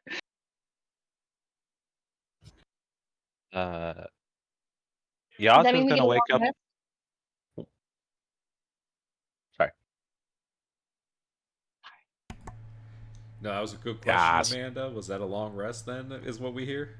Yes, that is a long rest. My word. Yeah, sorry, now it's your turn. Yas is gonna head to the blacksmith shop. Right. And he's gonna ransack it for anything to help. We got people to rescue. Looking for any supplies in particular? Honestly, he'd like to keep an eye out for maybe just some better armor, but any supplies, maybe a hidden chest in the back that's locked. He's gonna ransack it at this point. That's right. We got people to help and blacksmiths to kill. Knowing where he was would just be awesome right now. An investigation check. Third. But when we see him at the goblin camp, we kill him. Especially if he's wearing goblin colors. I don't know why I rolled at advantage. I'm sorry. Because you're taking your time. I mean, there's a wide variety of common weapons here. A loose scattering of some arms, like armor, like gauntlets, knee pads, shin guards, shoulder pads, chest plates, but nothing of a better quality than you're probably already suited with. Any clues to where he would have gone? With a 4, it's hard to say for sure. The sleuth. But I mean, you're going back to that moment that you grabbed a hold of him, and like his arm that you grabbed didn't match what you saw, and like it felt almost furry or like a scratchier, rougher, coarser fur. The hand that you felt had like a clawed fingernail at the end of it. Like, what was that illusion hiding? Maybe a bugbear? Or the blacksmith. I'm going to try to second wind off this investigation roll to add a d10 to see if I can have a light bulb moment, because I ain't. No light bulb moment. Oh, no. Well, the good thing is really you don't use the hard. resource. Who is Boar the blacksmith? What is Boar the blacksmith? You know, when is Why is Boar the blacksmith? Where the fuck is Boar the blacksmith? Or do you want better? Why is Boar the blacksmith? When Boar the blacksmith? How is Boar Blacksmith? How is he doing? Oh, well, how? He takes the iron and sticks it in the fire, gets it really hot, and then hits it with a hammer?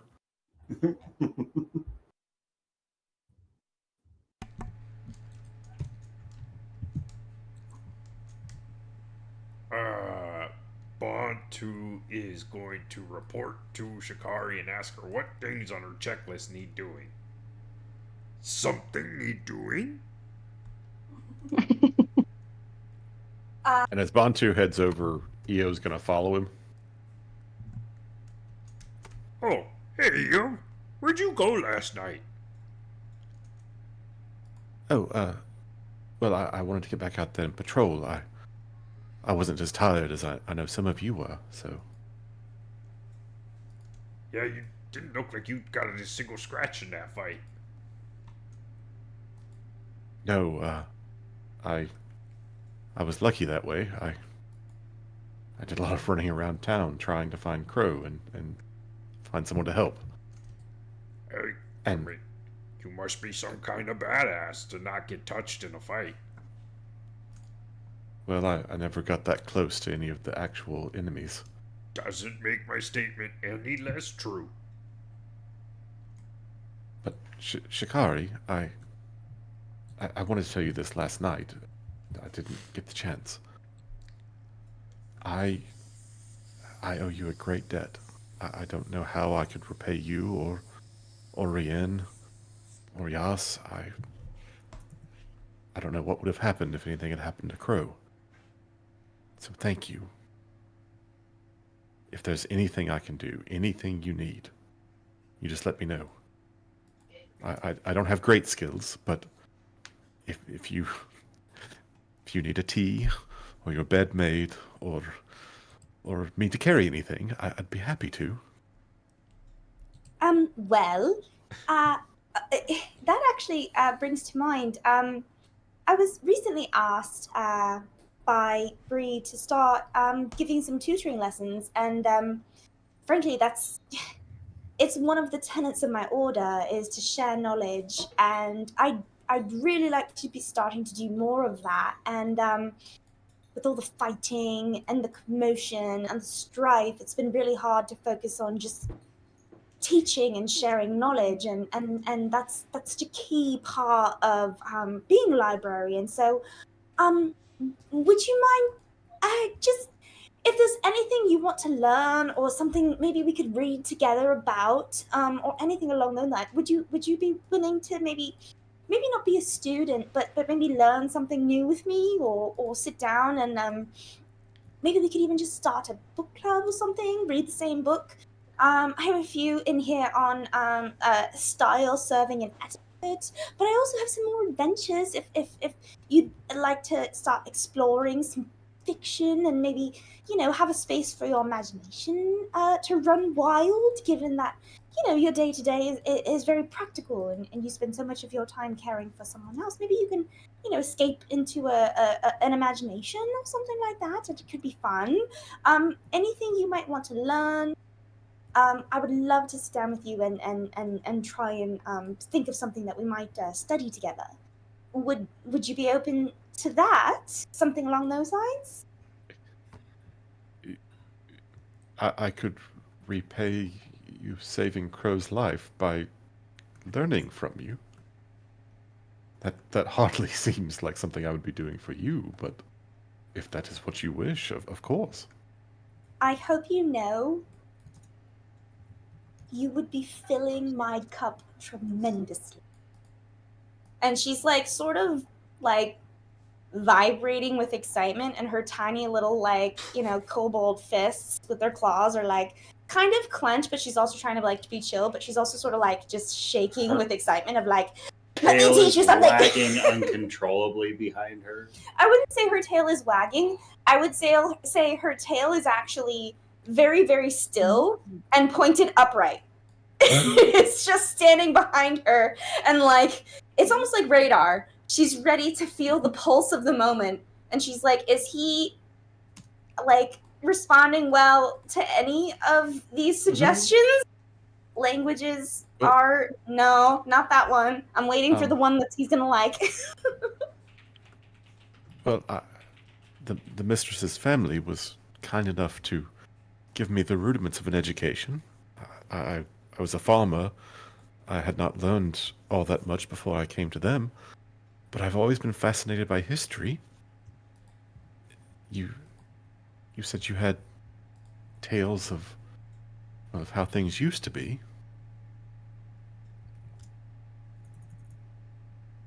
Love to discuss history with you. And actually, I've been having similar conversations with Sinica about perhaps some things that she might want to sit down and communicate about. And given that she's basically a historian but she was there and she's here in the flesh, it's kind of miraculous. So we've been talking about history, and I think the three of us could sit down and have some fun conversations about life and the way things were and what they could be and different forms of governance. That could be fascinating, especially coming from where you come from, which sounds more imperial.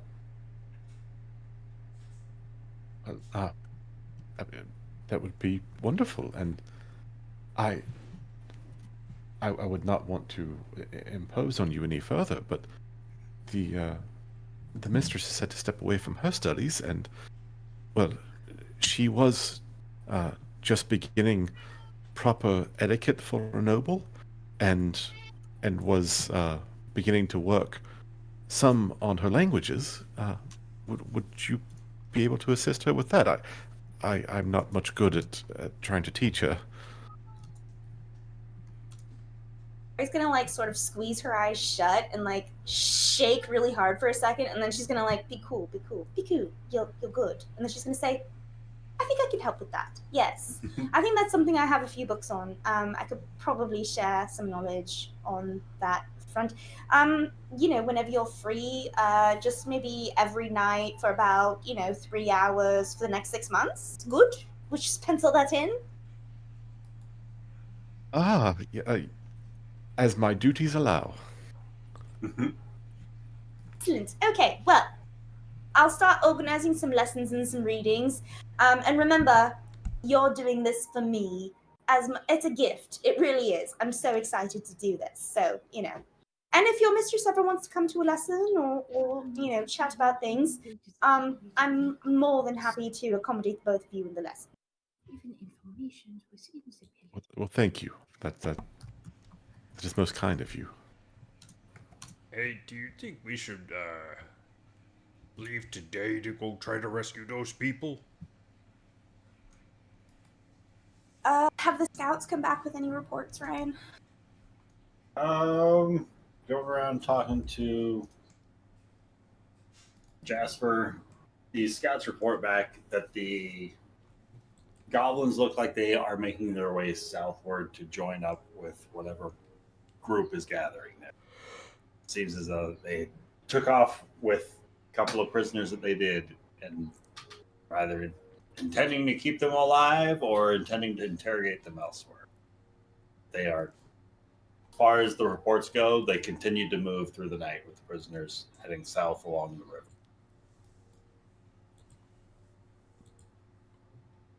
Into the canyon.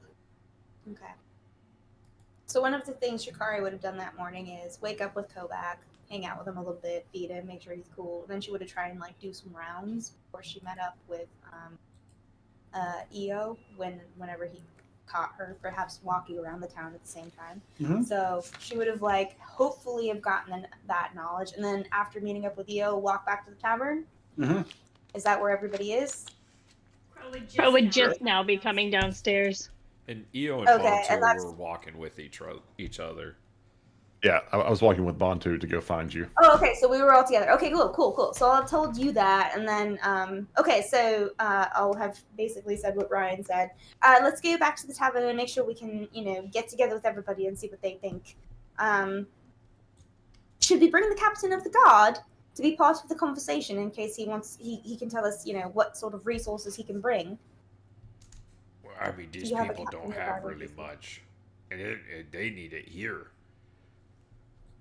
understand, but it would be good to have his report there for the conversation as to whether, he can tell us for sure, and we can see the look in his eyes when he says, yes, go off on an expedition, we don't need you here.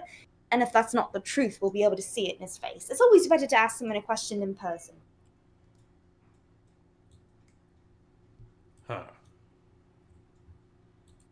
Okay. So, who knows him? Does Bantu know him well? You guys have all run across him at some point or another in your defense, building up the defenses of the town. Yeah, he had a name. I don't remember it. I don't see him on the map. Clifton.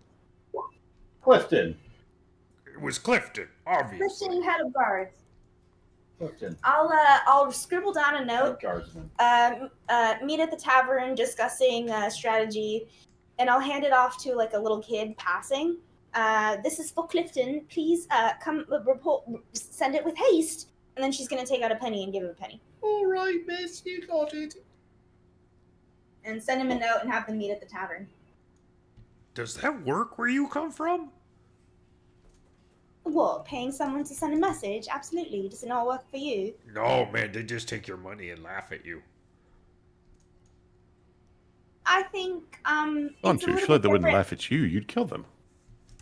Well, also fair.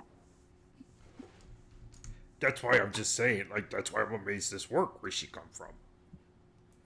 No one ever tried that in the Horde. Partially working off of goodwill here, but also that's kind of how message sending worked in the library. And, this is a walled-off town. I guess I felt a little bit like I was at home. But you're right. The Wasteland is no place to send someone off with a penny, hoping they'll provide for your errand. I've heard warnings to the effect. You're not wrong.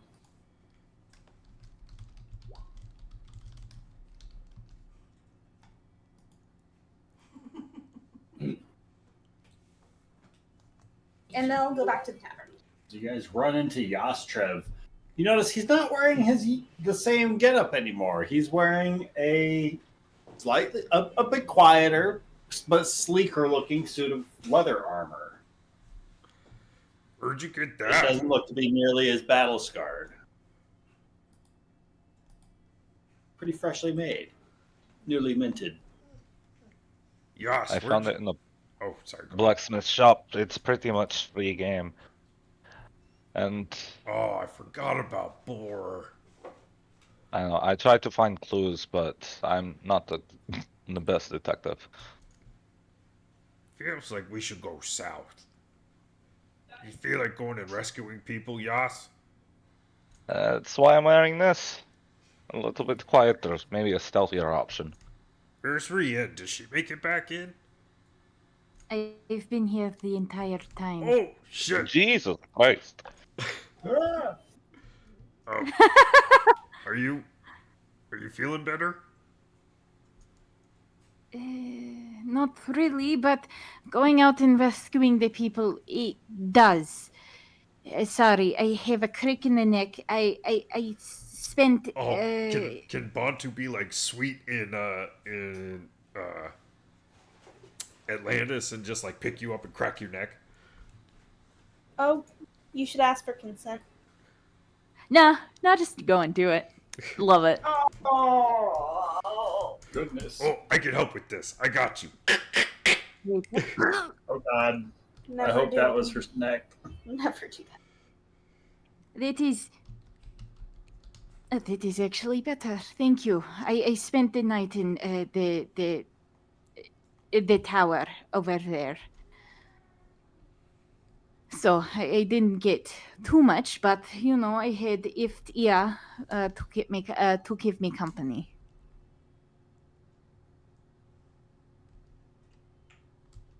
Well, I hope you didn't drink any of the healing stuff that Bantu gave out last night, because I'm not quite sure it was a healing thing. I feel my head hurts. I got stabbed in the chest, but my head feels worse than my chest did.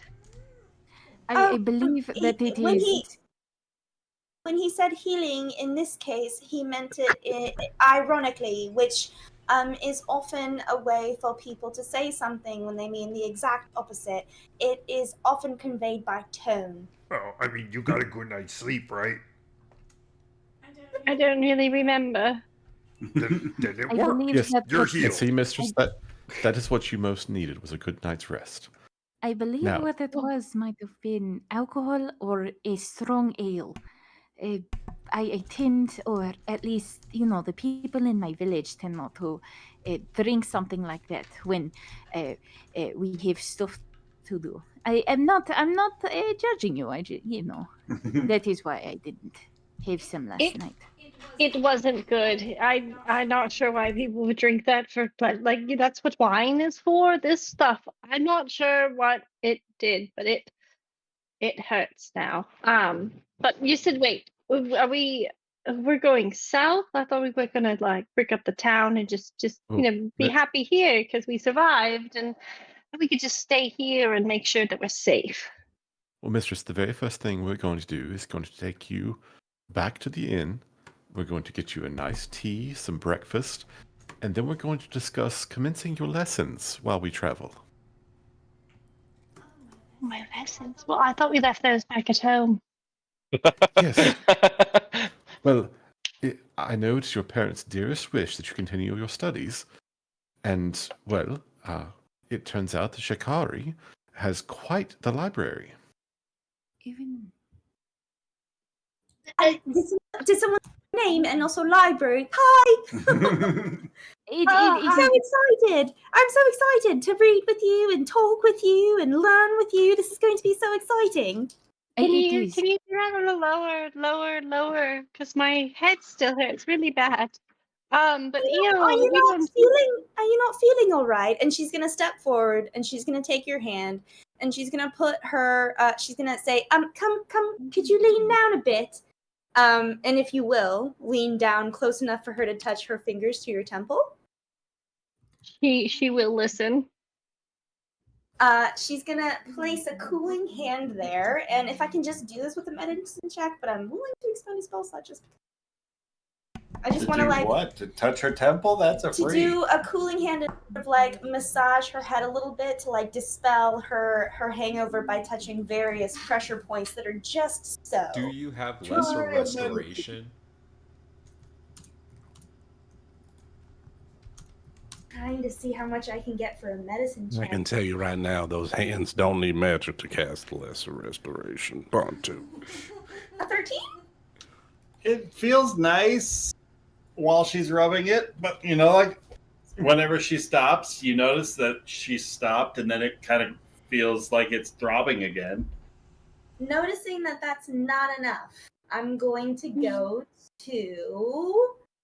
If you could just do that all day, I think that would really, really help. I could just sit up over here, and perhaps we could. Right.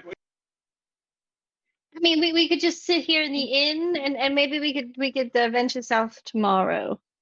No. We're not venturing south tomorrow. We're doing it today. Yeah, we get our I know, supplies Brienne, and we like- venture out. Time is of the essence. Okay. It was just a suggestion. It was just I mean, I'm just saying. Well, we need to go now. Are we prepared? Do we need to do anything? How long do we need? Maybe an hour. I don't even think I've packed anything. Have you packed anything? Yes, mistress, I took care of the packing 10 this morning. minutes into this meeting. at the Okay. tavern. As Clifton enters, Shikari's going to say, Clifton, I'm so glad you're here. We were just discussing whether we could afford a raid to the south to try and either get back some of the people we've lost or potentially attack some of the goblins on the way. What do you think? I don't think that we can afford a reckless move to meet the goblins in their own territory. I think that our best efforts are kept here at home, keeping as many people inside of the walls as we can, as long as we can, continuing to fortify what we've got here and build upon what we can. We can work on some more fighting maneuvers and training some of these people up at some of the basics, like where to hold a shield. All right, so she's taking notes of the meeting like a good office secretary would. Elected secretary would, and she is writing down. All right, Clifton, Guard Clifton, shoring up defenses and training and provisions here at home. Exploratory raid. All right. Anybody? Any other thoughts? Any other opinions? And she's gonna hold up her parchment with her pen, ready for other thoughts. I think So- Clifton's a coward, and we're going anyway. Yes, it is a cowardly. 4 people from your village have been taken, and you want to lick your wounds. It is fine, maybe for a day, or maybe 2, but to lose them, it is a betrayal. You should not just wait here and expect them to attack. They're lost out there. They have grown up with you, and you're giving up on them as if they are dead. They're not dead. We should be able to meet them on there, rescue them, and hopefully remove the scourge. No. Tell them that it is not okay to take people from your home and to never be seen again. It is inviting more trouble. Shikari is taking all of this down, and then to add to the discussion, she's going to say, I'd like to note that the names of those taken were, and she's going to list out the actual people They who are were taken. they are still alive. Are, not were. And I don't know if any of their people, their friends or relatives, are in the bar actively in those moments while she calls out the names, but if any of them decide to come forward, that would be nice. And she's just going to list out, these are the people who are actually missing. I don't know. I think there's also a case to be made. Rianne, thank you so much for your thoughts. That these people did volunteer for their jobs. I think what we need to consider is how they'll be tortured for information and what they might be turned into, knowing there is a science at play here for adulterating creatures. So I'll also write those down just as the points that I just made for the room. Take that line down. Anybody else? Rianne's If I may, I believe that us moving forward and rescuing the people is a good plan. Second thought, we need information. Us just staying here and gathering strength isn't going to do any well if it's just wave after wave after wave. Agreed. Especially when they're taking the citizens ourselves here and turning them against us. We're just eventually going to fall. We need to be proactive. I don't think we'll survive another siege. I think we got lucky on this one. All right. And Taking those notes down. Those are good thoughts. Good thoughts. Bree, you in?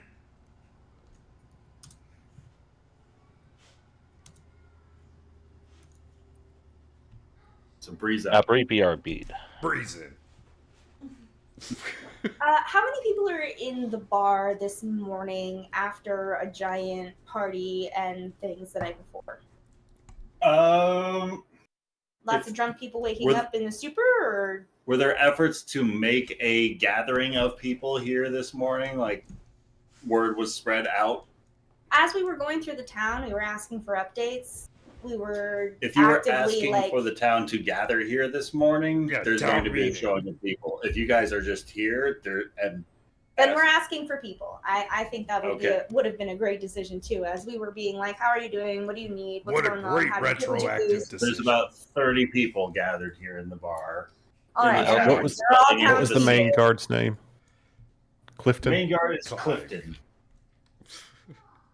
Clifton Clive. Shikari's gonna give the townspeople a brief update about what's being discussed. And she's going to say, we would like to go and set out an expedition, but this is your town and you get to decide. And like I said, if there are any family members who'd like to make the case, that's great. But we will be deciding in the next 15 minutes. So please let your grievances be known and I will take note.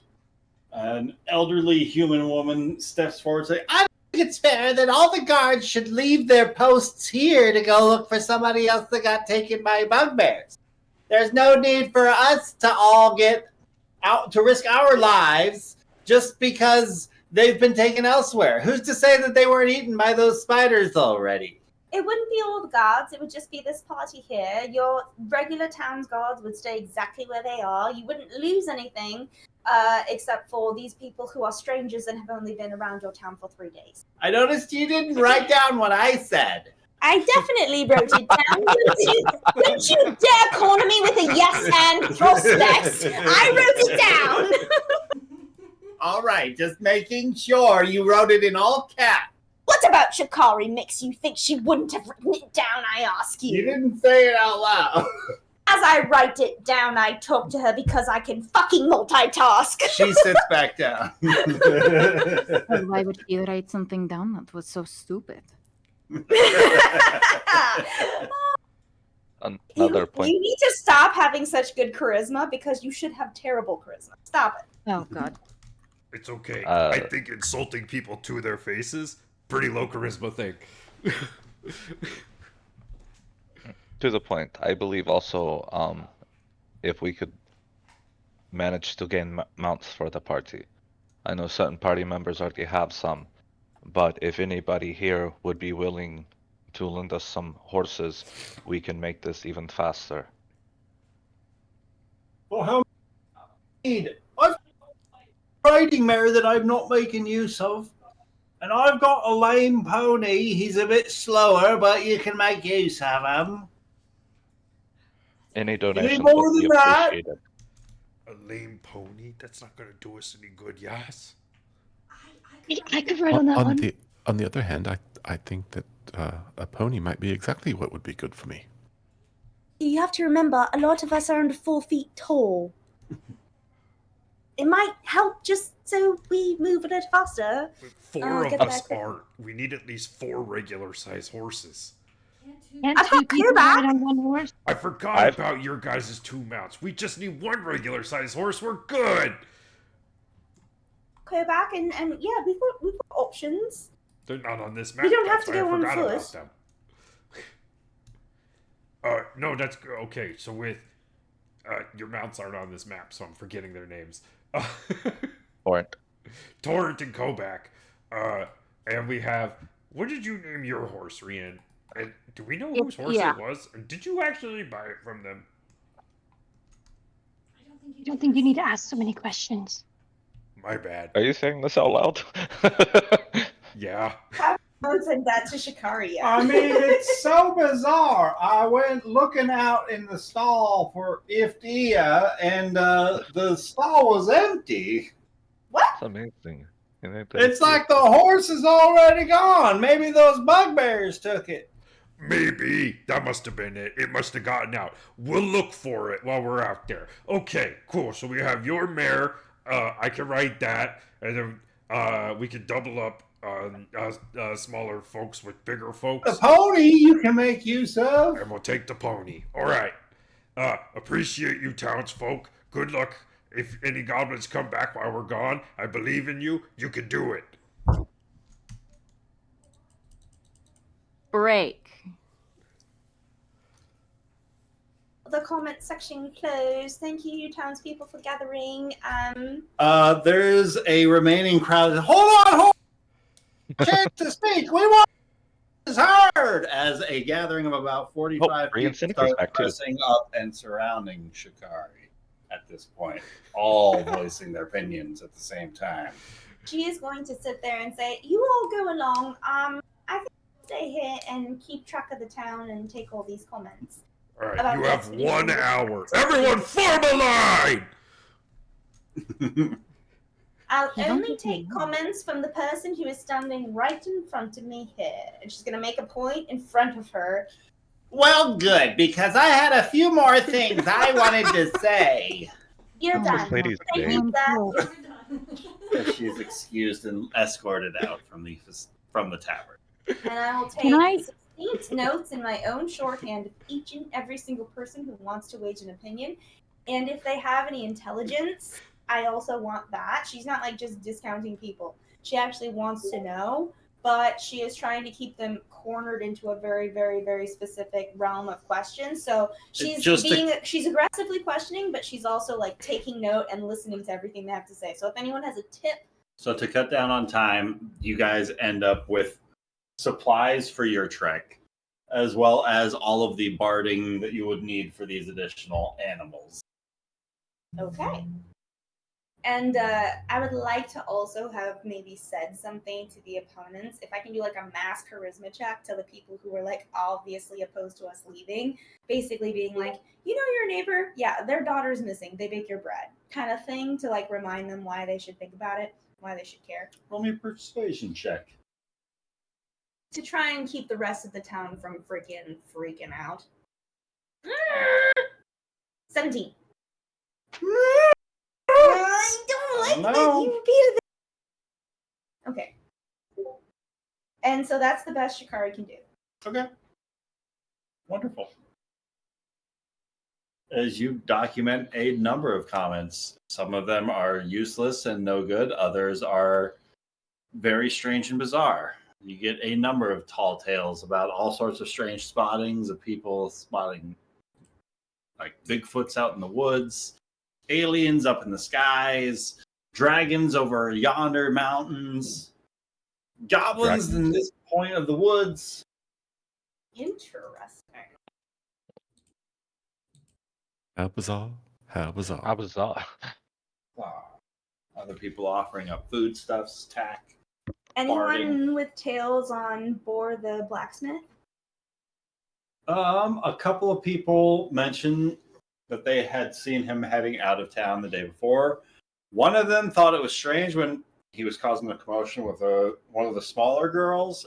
They think it's one of the Pathfinder granddaughters or some such. One of the half giant folks, kids. You know the one. Yeah, I've met her once or twice, yes. Anyways, he seemed to be tying her off at the front door of her own house, and she was putting up all sorts of a fuss about it. But he seemed intent that she was not going to be accompanying him, and he was going to making his way out of town for a few days. Has he ever been erratic like this in the past? I can't say I recall seeing him tying folk up before, but it's not uncommon for him to make his way out of town to make sure that a delivery comes through. Nothing else unusual about his behavior aside from that. I mean, it really looked like he was packing rather light for a long journey like that. What do you mean? Well, all he had was kind of just what was on his person, a couple of sacks and not particularly enough supplies for several days of travel. Not even weapons to be able to fight while you're, living off the land, that sort of thing. Not even a mountain to ride upon. I see. So, given how long he's been gone, what would you say about the likelihood that, given the provisions and the weapons he left with, he had sufficient to survive as long as he was gone, has been gone? I mean, he seemed like an awful nice feller. I sure hope nothing's bad befalling the folk. But so long as he's a decent enough hunter, I'm sure he's fine. All right. Yes, and I have every reason to expect he is. So thank you so much for your information. Absolutely. Could I interest you in a lemon bar? What is an 11 bar? Lemon. It's a citrusy fruit. It's a sort of like a cousin to an orange or a limon. Could you interest me in it? Absolutely. May I ask the ingredients? Aside from lemon. Delectable, let me tell you. It's a sort of family recipe. We've been going back generations, but you see, there's a surprising ingredient that you can get out of a horse's hooves that causes a sort of a gelatinous texture to it. Almost like a jello of sorts. I am going to just really quickly do a deception check. I want to to make sure they're not trying to get me to eat poison. Just real quick. Why would you be doing a deception check then? Well, not the deception. What's the reverse of that? A insight check. Insight check? Insight check. Yes, thank you. Are they trying to poison me, or are they not trying to poison me? I think he's giving you gelatin. Okay, in that case, I'm going to eat the Jello. These are some delectable lemon squares. Oh, lovely. Suspicious at all. And she's going to take all the notes she can and also write lemon squares, delicious.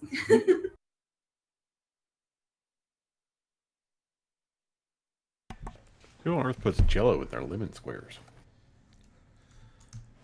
So they have dead horses available. Is Bree back? Is Bree in on the rescue plan? I'm just jealous. I just want lemon square. That sounds amazing right now.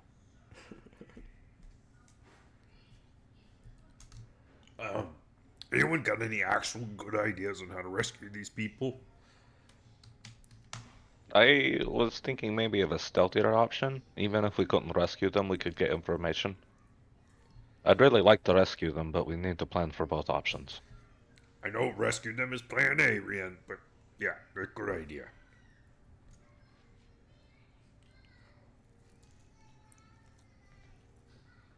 EO will wait until everybody else is done and like the crowd's dispersed before he asks his questions.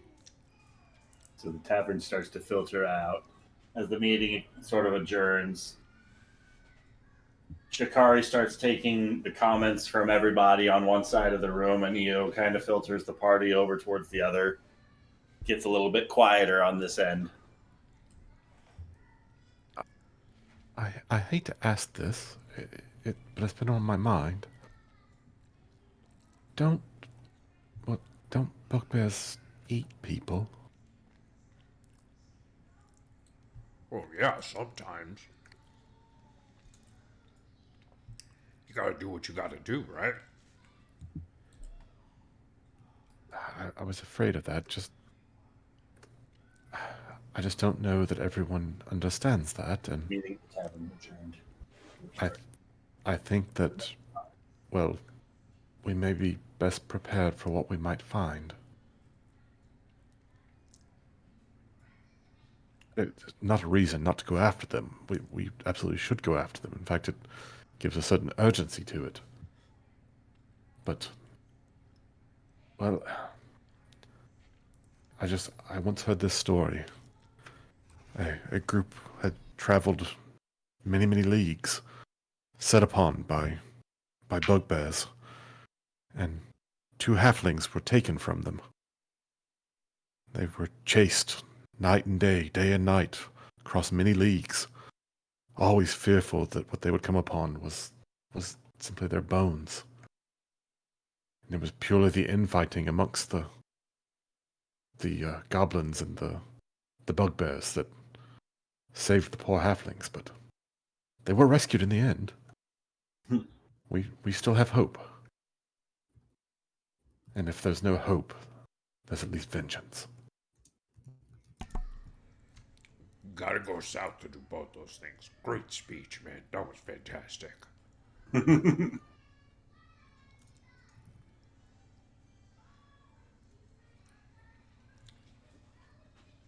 But yeah, we won't abandon them. But, you know, it'd be good to see what Godrod doing down there. Okay. So I don't know, maybe to them read what? Shikari wants to know what the town vote was for us to leave Oh. or stay. Yeah. As always, I know we'll end up doing what Crow suggests, so Crow, what do you think we should do? Crow's throwing up right now. Shikari's dear. going to come out of the tavern and say, well, I got a lot of mixed opinions here, but overall the town wants us to go and try and find the people, so the town supports us, and so I think that's for the best. We should do it. Oh, hey, Crow, you're back. And sorry, that was it just really got to my head there for a second. I feel a little bit better now. I feel much lighter. But EO is really inspirational, and I think you're right. I think we have to hold on to the hope. And if there's no hope, then there's vengeance. And if there's anyone who's really good at vengeance, it's you. So yes, I will stand by your side and let us go south on the ponies. All right. Well, as the clear and obvious leader of the group, we shall do what you say. I mean, also the town supports us in doing so. So Oh, that's excellent too, of course. Happens to coincide. I wouldn't say we're gonna press save on this and touch on it later. Even if they didn't agree with us, we are technically not a part of their village, and we could do what we want. Well, that's true. We can always do what we want, but I thought it was better to have a democratic conversation about it and that sort of thing, considering it's their townspeople and it's their fight, really. Democracy. We're supporting their fight, are we not? I don't know Guardsman so-and-so and Milkmaid what's her what, but the people who spoke tonight in the tavern very passionately did. And, this is about them ultimately, is it not? I just want to make sure this is driven by the people here in this town. And if they want us here to help them, I feel like I would want to stay if that's the democratic decision. But ultimately, they decided they wanted to save their loved ones, and I think that's noble as well, and I'm willing to do their bid. Shikari, I mean, I believe what we are doing and what we are attempting to do is the right thing to do, which I think is probably the most important. And I mean, I don't really understand your obsession with this democracy thing. It's been shown time and time again to be, well, nothing but overrun by charlatans and demagogues. So, I've mentioned it one time, but I do think that because we're talking about the townspeople, their town, that they should have some say in it. Don't you think so? Or I think should they we should just make? they should absolutely help. I think should we just make decisions arbitrarily for these people and leave them to their own device, leave them to defend themselves, even though we've already kind of... You haven't... I don't know if you've walked through the town and felt the appreciation that people have for us being here. I wouldn't want to abandon them or be seen to abandon them. I would want them to know why I'm leaving and to know that I have their goodwill when I go. And I think that's all I wanted to ensure. I have walked the town. I have heard that how much they appreciate that we stood and fought with them. And again, that makes us. I wouldn't want to be seen as abandoning them, and so that's why I involved them. That's why I involved them in this conversation, because I don't expect them to just be grateful for what we're willing to provide on our terms. I'd like them to feel part of this. Their buy-in, I would have you remember, is partly why this town is still standing. They are defending this town just as much as we are. Yeah, I they agree gotta with do you. what we're gone. I agree that we have helped them to preserve their town. But we are not subject to their whims. We may choose to do what we think is the right thing to do. And Shikari, I am confident that there will come a time where that right thing to do is to leave this place. And it will once again be upon these people to defend their town. I am not in any way implying that we should injure them, abandon them, or do ill by them. Nor am I implying we should become their slaves indefinitely. So I think we both understand each other. I'm glad we have their goodwill, and it happens to coincide with our own view of what we should do. So perhaps we should leave this existential crisis for when we are actually at odds. As you wish. Sorry, out of character, what the hell are we discussing right now? Actually, no idea. We're talking about renovating the townspeople, correct? Yeah, Getting we're basically everyone- debating whether Yeah. are you a On the rest. democratically sent hero or is being a hero thrust upon you? I am just so excited for when Crow and Shikari have like very heated like conversations about democracy at night, and then all of a sudden they end up having sex. I'm just very excited for where this is going. You're gonna have to get Crow to agree to do studies first, though. That's gonna be more difficult than you realize. That's a very high roll. I'm just sticking up for Crow and her noble family and their obvious rights to do what they see fit to do, regardless of what some town might think. Yeah, we never ask.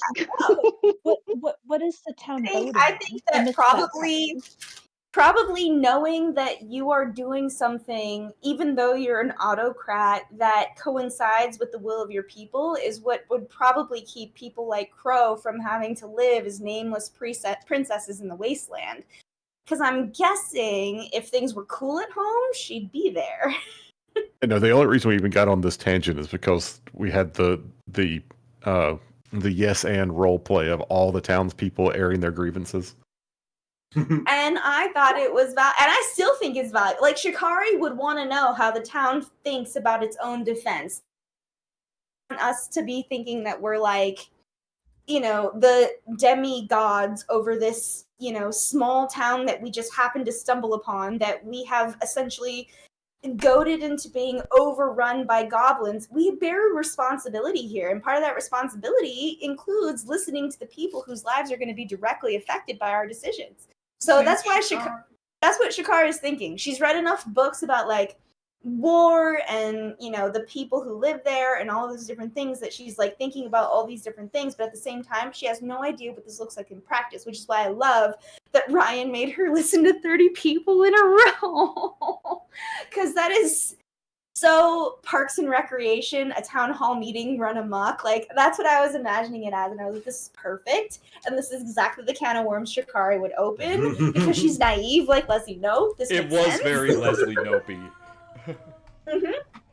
So yeah, I feel like it played out the way like it makes sense, but I also think I appreciate the fight that like we all have the free will and all that, but it's like who are we working for? Who are we fighting for? If not working for, I don't know. It's worth asking. So that was great. That was great role play. Not to like break in and disrupt the game. Yeah, not to break in, but we gotta go. You've had your hour. Bye.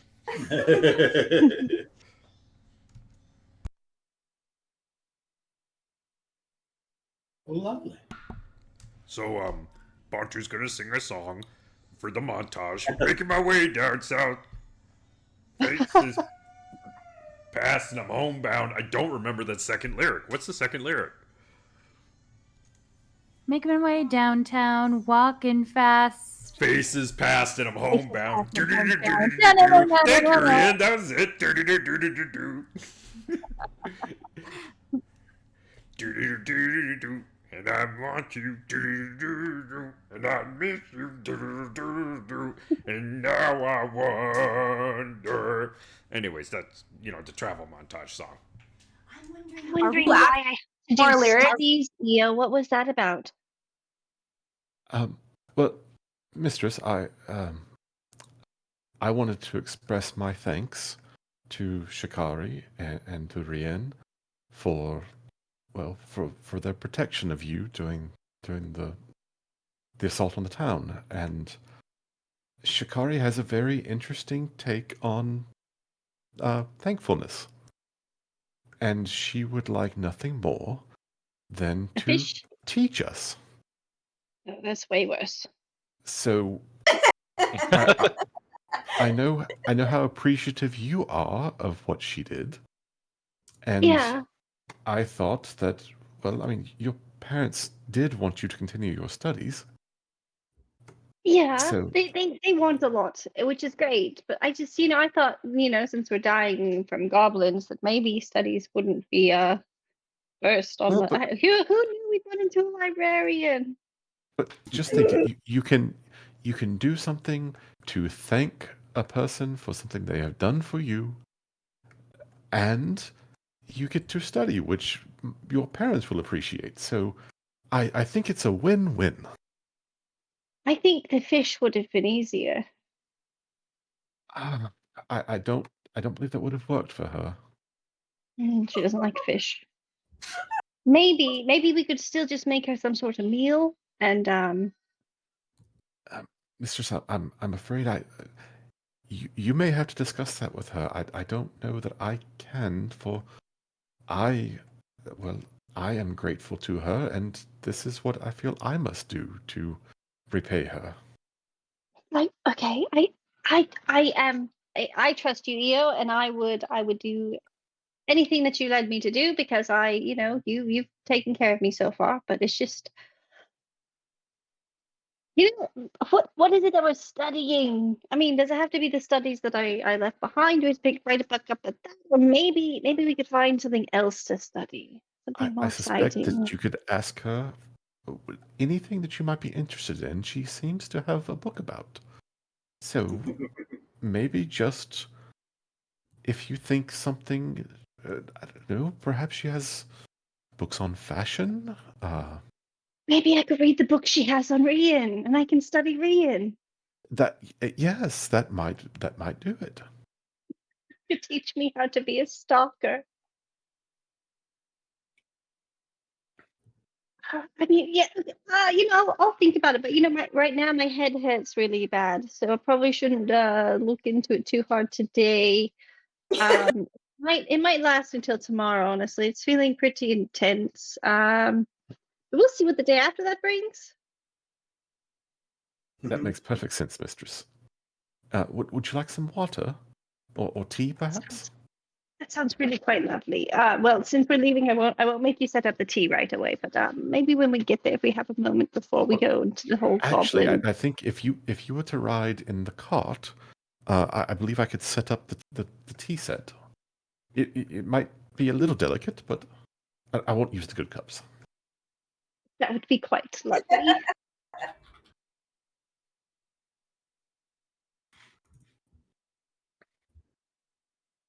I know we're not Do you camping think- yet. This map has a whole party with like all the mounts and ponies and horses, speaks and carts.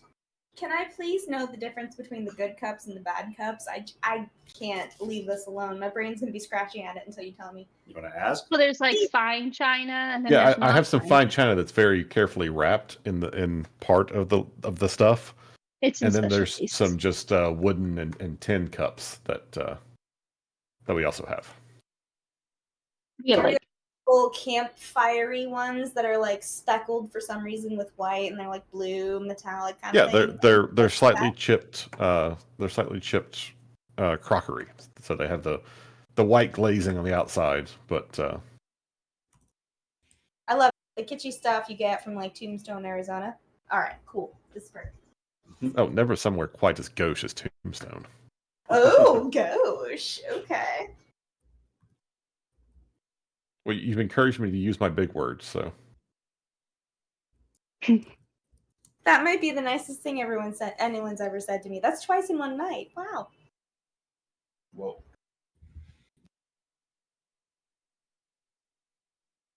So as the party makes their preparations this morning, what's their game plan?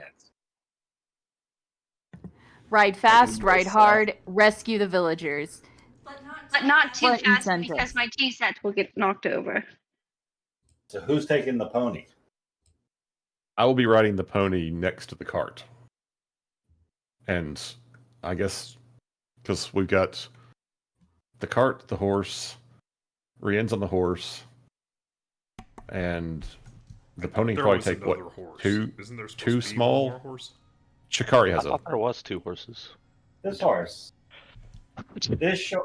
This horse that Rien's got, Torrent that Yashtreva's got, Kobak that Shikari's got, and the pony that Io's got.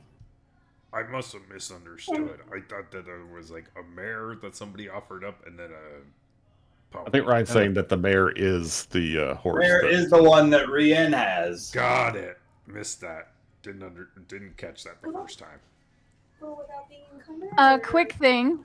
It doesn't involve roleplay, but could Rienne find the owner of the horse, explain that she needs to borrow the horse, and before she leaves, she will give him 10 gold pieces. No, 15. 15 sounds good.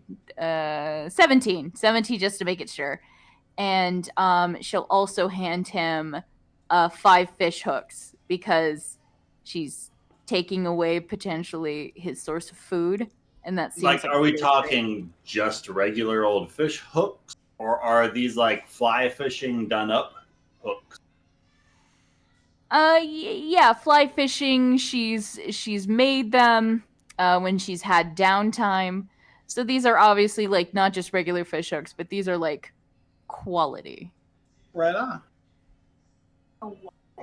So yeah, the guy that was at the town meeting is happy to offer up the mare that you have so heroically recovered for them. How about Okay, so Seneca, you're small, right? She is short. Yes. Well, I'm just trying to pair things up. So I figure it's Chikari and maybe Bantu with Kobak, Torrent or Yas and Crow with Torrent, Io with the pony, Rienne with the horse, and then Bree will walk. I was say if I think we might be going too fast for walking. Bree, Io, I'm and as fast as your Seneca, horse. if we're all Oh, well, smallish. You're as fast as a horse? I am. Which movement speed do you have? 40. Jeez. Barbarian. Ah, yes. And yeah, My little Io legs move super fast. Io definitely needs the horse or the pony if he's going to keep up with the stuff. So All I have is the JPEG. I don't have I mean, Seneca could ride in the cart with Crow, or even Indeed, on. yeah. Who does Cart belong to? Oh, maybe it's my stuff. It's yes, that's Yas. Oh, then yeah, she could ride in the cart with Crow then. I will share tea with you, absolutely. Yeah. Axe Beak, the creature that Kobak is, its speed is 50 feet. So if your speed can be any way faster than that, then do not take Axe Beak. But if Bantu wants to hop on, he can hop on. Yeah, if Bontu's on there with you, and they're there with Yastra, Rienne's got her horse, Eobendra's got his pony, and Bree is, the fastest small person ever, we should be good. Cool.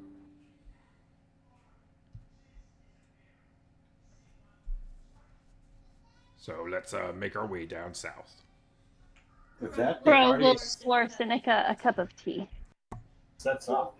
Who is leading this adventuring party? Who is the one making these survival checks for this group? Can Rienne do it? Is there a way to... Can Rienne do it? Yeah, why not? What were you doing, Nick? Oh, I was thinking of maybe getting one of the scouts to come with us, but then I thought they probably need them with the town more. Hell yeah. Because we're not going to be there, especially if anything happens. They need all the fighters they can have, I would think. Yeah. We're volunteering to do this expedition. When we pulled the town, we did not. Hold on, Chikari is going to slip in a character for this. When we pulled the town, when I asked them their opinion, I did not say that we would be taking any of the 10 guardsmen from the town. And actually, I specifically said your state of protection around the town would not change aside from this particular party leaving. So I'd feel disingenuous on leaving. We wouldn't be acting on their good faith in that case if we decided to just peel some of these guards away from their task. Please don't make me do it. I was just thinking like maybe Jasper, but he's pretty much in charge, so probably not a good idea. He's got to stay if anyone has to. Okay, glad we had this talk. Whew.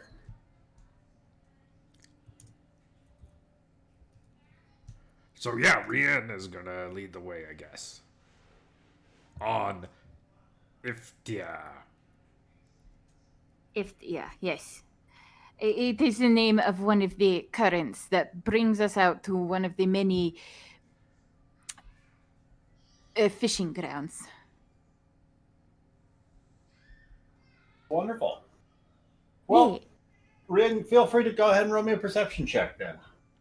No, that's stealth. That's a stealth check. Wait, no, that's percept. That's a percent. Wow. 16. It's, I don't know, about 6 or so hours into your guys' trek on horse and cart back and pony back and axe beak back and foot. And you guys are trekking through these woods, and it's about the time that your muscles are starting to get a little bit sore in the day that Rian, you start hearing just across somewhere across the next hill or two, what sounds to be a pack of wolves. First howl that you catch that gets echoed by a second, third, and quickly followed up by a fifth or sixth. Make out the sound of wolves somewhere nearby that appear to be hunting as you guys are continuing your trek south. But no goblins, nothing. No sign of any goblins. Not with the 16. Does it look like they might have been through here, or that 16 is I just hear wolves? 16, you can hear the wolves. You've caught the occasional remains of a forest critter here or there, but nothing that looks to be slain by any sort of goblin pack or troop. You do make out the occasional web, and that's sort of what you're using as a rough approximation for a trail. Some of these large webs leave sort of tendrils and strands that are of particularly abnormally large size, and that's kind of what's tipping you off that these are left behind by giant spiders, and you're continuing to follow those where you find them. For the giant spiders that the bugbears were riding on. Oh, right. The ones carrying the people. I heard the scary part, not the logic part. Because spiders are spooky. Then Rian is going to relay the information to the back, pulling back from the front, and tell them there are wolves. They seem to be hunting. If we keep going on, they won't bother us. Maybe. Brienne, as you are calling back out towards the rest of the party, it's beside the wagon that Yastrev, Crow, and Seneca are on that you spot what looks to be a red-capped mushroom. And when you passed it, you paid no mind to the pair of badger heads that were just peeking out from underneath it. But now that you're taking a second look at this new angle, those badger heads aren't just tucked underneath that mushroom. There looks to be a whole figure hidden underneath that space. Oh, that's on the wrong layer. Right? Crow would have put away her tea set along the ride. Something like this guy hiding out underneath, like at the base of one of these trees, well enough concealed that you might not have noticed him on your initial pass. But there, about 20 feet away from Yastrev's cart, is this what looks like a hobgoblin druid of sorts. Wait, I don't see it. About to help.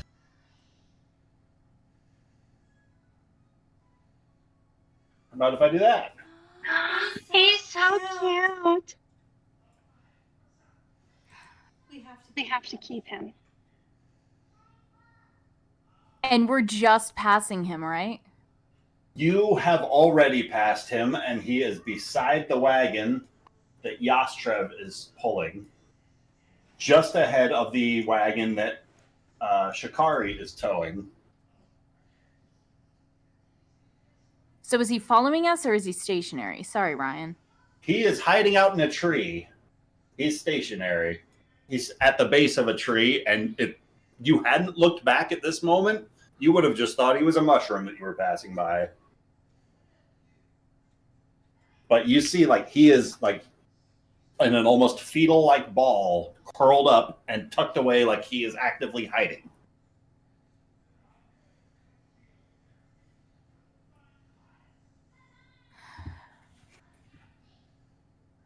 What would you like to do? Okay. Rien is going to yell for the party to stop.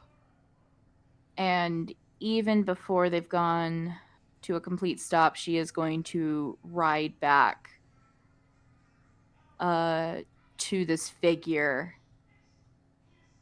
and, like, really cool, hop off the horse to see what this person is doing.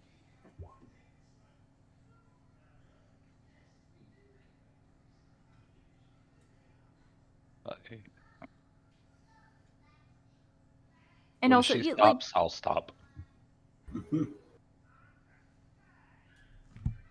and she'll point to Trident. Trident pointing. Yeah, and she'll look at him, and say, "What are you doing? Who are you?" And responding back in a small voice, Yastrev, Seneca, and Crow. At the base of the tree, that mushroom just suddenly starts talking. And for anybody that speaks Goblin, you hear this voice calling out, "If you don't mind, please just let them be. They've already been displaced, and they're not up for a fight.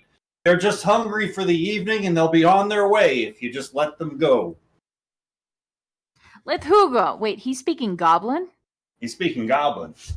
Oh, she's going to be even more hostile. What do you mean that they're already displaced? Who are you? Friends call me Shin. Shin Vladoviz. What's your name?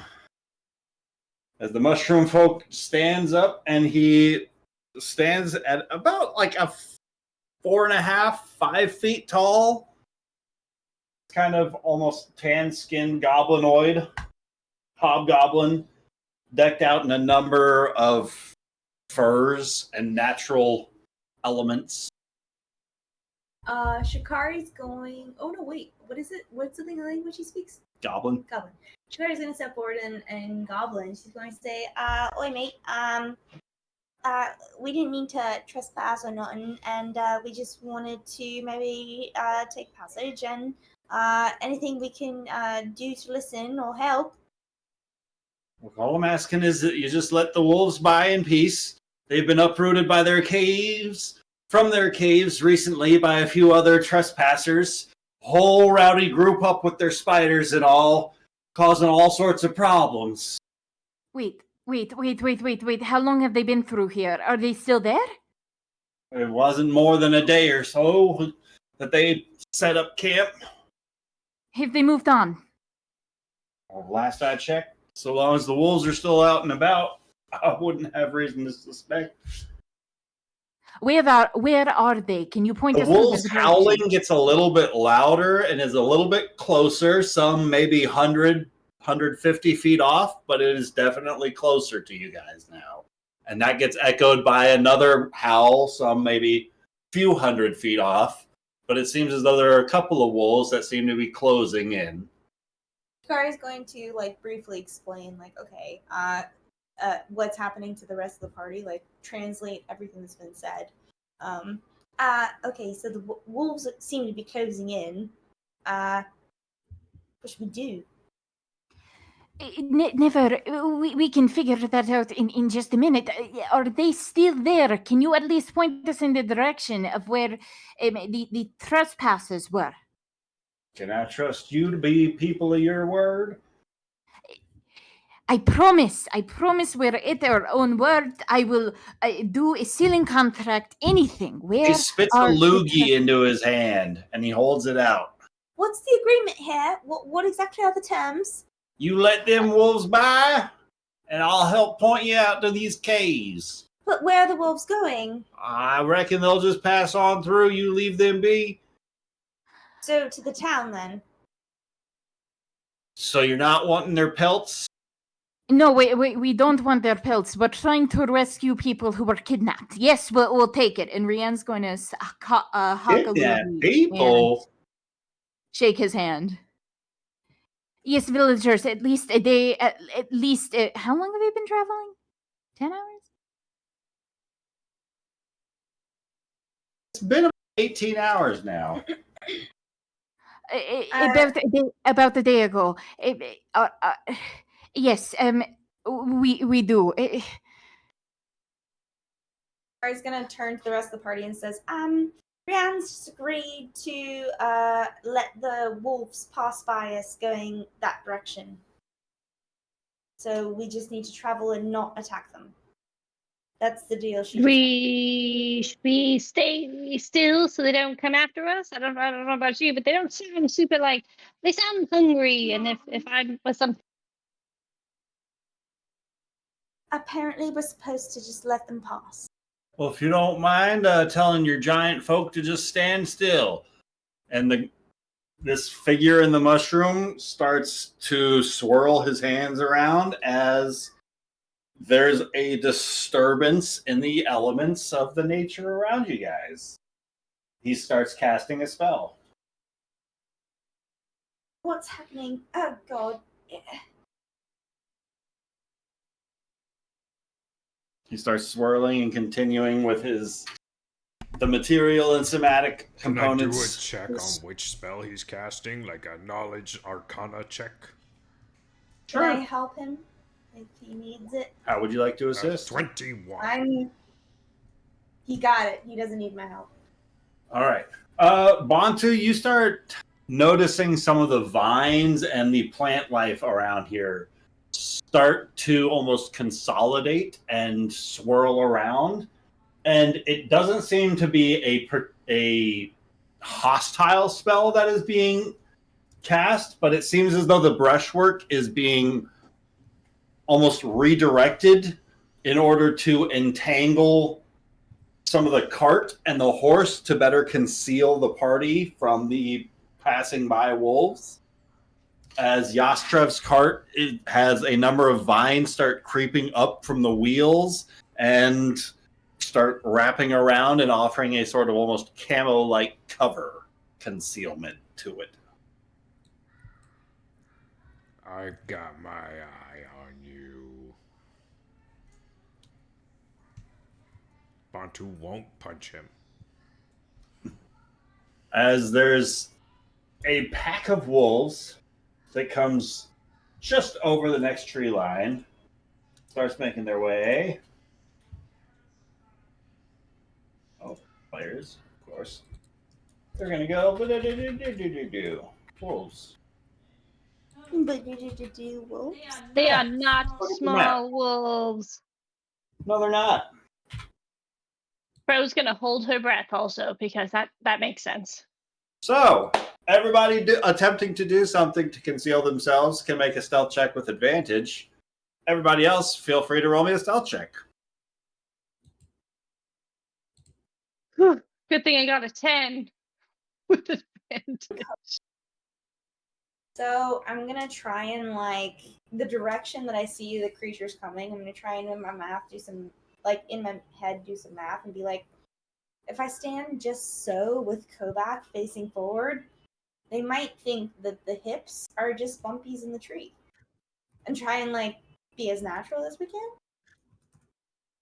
Yes. I need to roll something. You guys are really stealthy party. If you're trying to be stealthy, then yes. I mean, we are.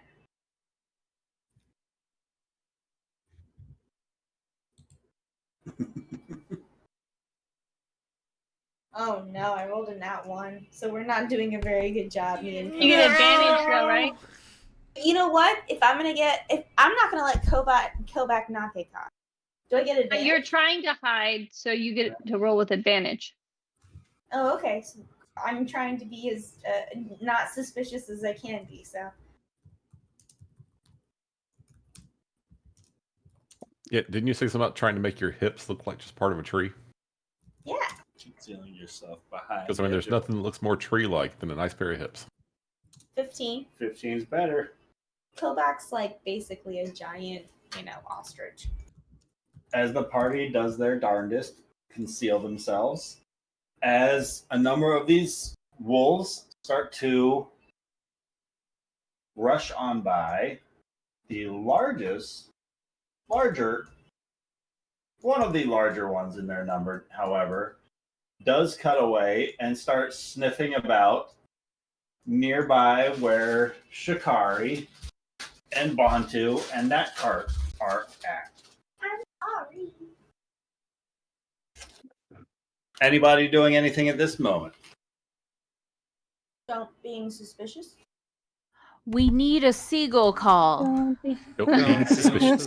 Don't be suspicious.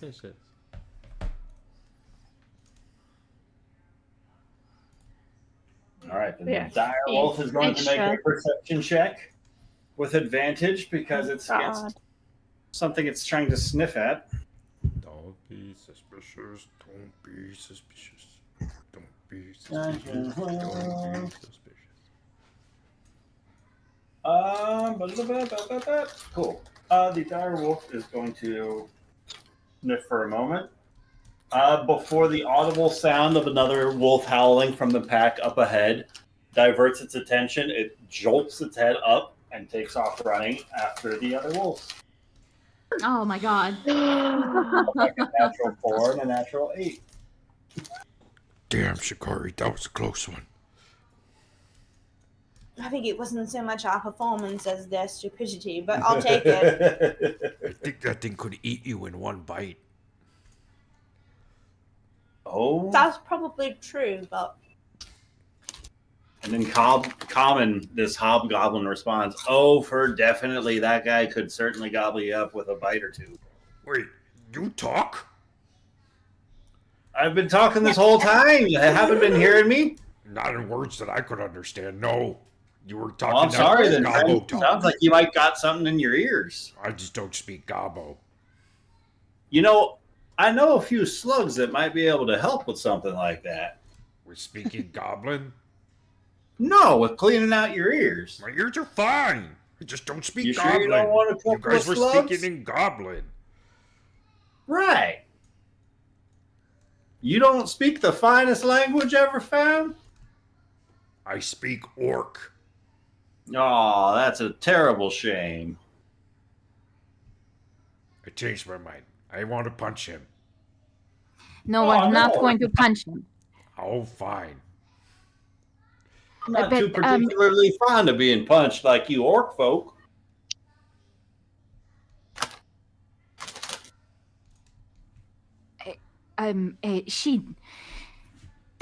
About our deal, we just completed it. We didn't. Right. As he begins to swirl his hands, as the vines begin to almost release their grip on the wagon and unfurl, as the wagon becomes visible once again. And Torrent is all a panic. Oh no, Zazzles. Exactly. Just like that. Exactly like Zazzles. Just causing problems all the time. Yep. Torrent is jumping off of the wardrobe right now. It's disastrous. He shat on your couch. Torrent's dry heaving. Mm-hmm.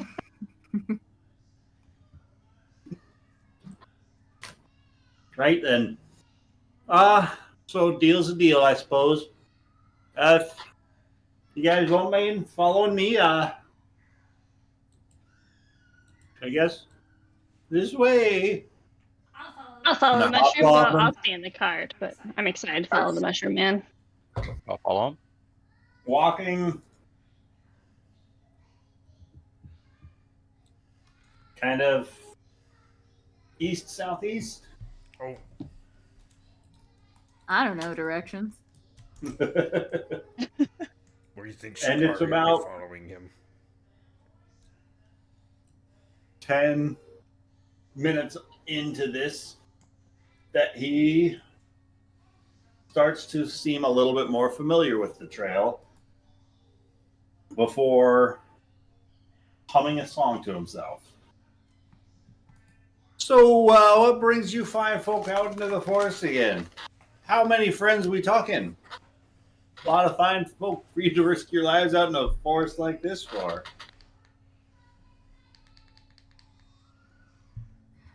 At least 4 that were taken. How long until we reach the cave? I'm sorry. It is just, we need to rescue them, and we don't know where they are or what is happening to them. How many? No. Sorry. Right. No, it's just it's in a little outcropping just up the ways here.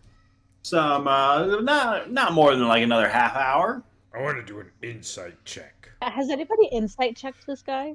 Now that he's speaking common, me want insight. Rianne trusts him explicitly. Not explicitly, but 100%. This man wouldn't lie. Good God. We just need like these his vibes. people to be rescued.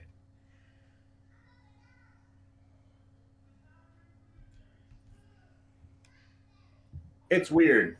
This guy's vibes shifted from I'm not positive if I can trust these guys before the wolf incident to after the wolf incident of acting like you guys have been lifelong friends.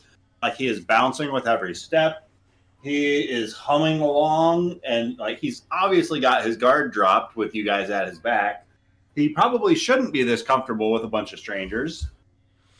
Nevertheless, here he is. But I mean, you're not gathering any sort of hostile intent from the guy at the very least. And he seems to be forthcoming, if a bit dim. This seems like a trap. Seneca will say to him, I can't help but have noticed that you said that we are in the forest again.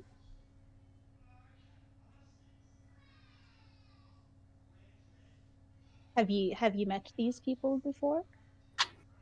Well, I mean, they passed through here once, but they seemed a bit more interested in something up that way. And he starts pointing in the direction that you guys were coming from. They didn't really stick around that first time through. No, didn't he say asking why we were in the forest again? Oh, did I?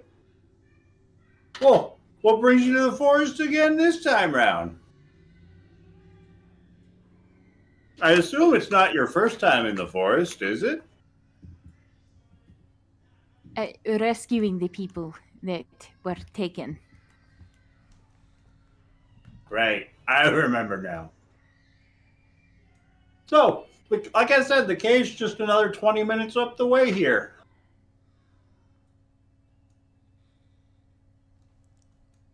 And another 20 minutes goes passing by.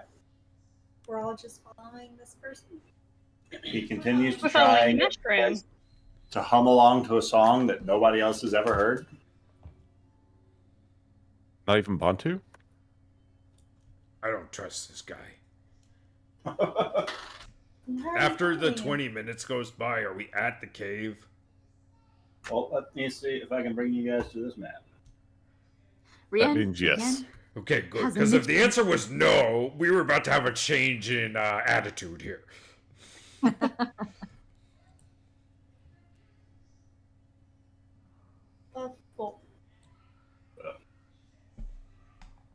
How does that? I was worried we were about to find out that this guy was like medieval fantasy Blair Witch or something. I got to admit, Orion, that looks like a butthole. Would I want to see the butthole?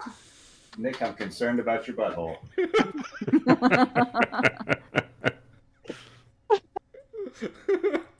What part are you looking at that looks like a butthole? I'm wondering that too. You forget Spencer has double the vision we have. Antu can see. I would like to continue far enough to see the It butthole. starts getting a bit later in the evening. The sun starts going down over the tree line. It gets Yeah, a where's bit the late, butthole? but the bugbear points the butthole towards the cave opening just up the way where water looks to be spilling out. He says, just up yonder you should find a few goblins. I believe a couple of bugbears scattered around in their numbers. I'm not quite sure how many. You know, it's not really my job to count bugbears or goblins. You know, I was doing my darndest to try and just stay out of their way, and so I wasn't really watching them. If you catch my drift. Maybe we don't have to go into the cave with the bugbears. Maybe we just wait out here and wait for them to come out.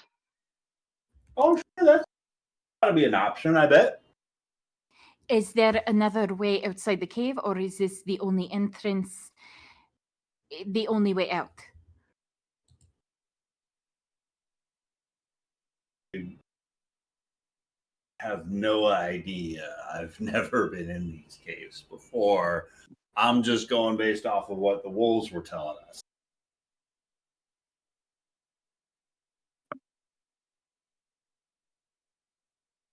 You want to go back and we can ask them?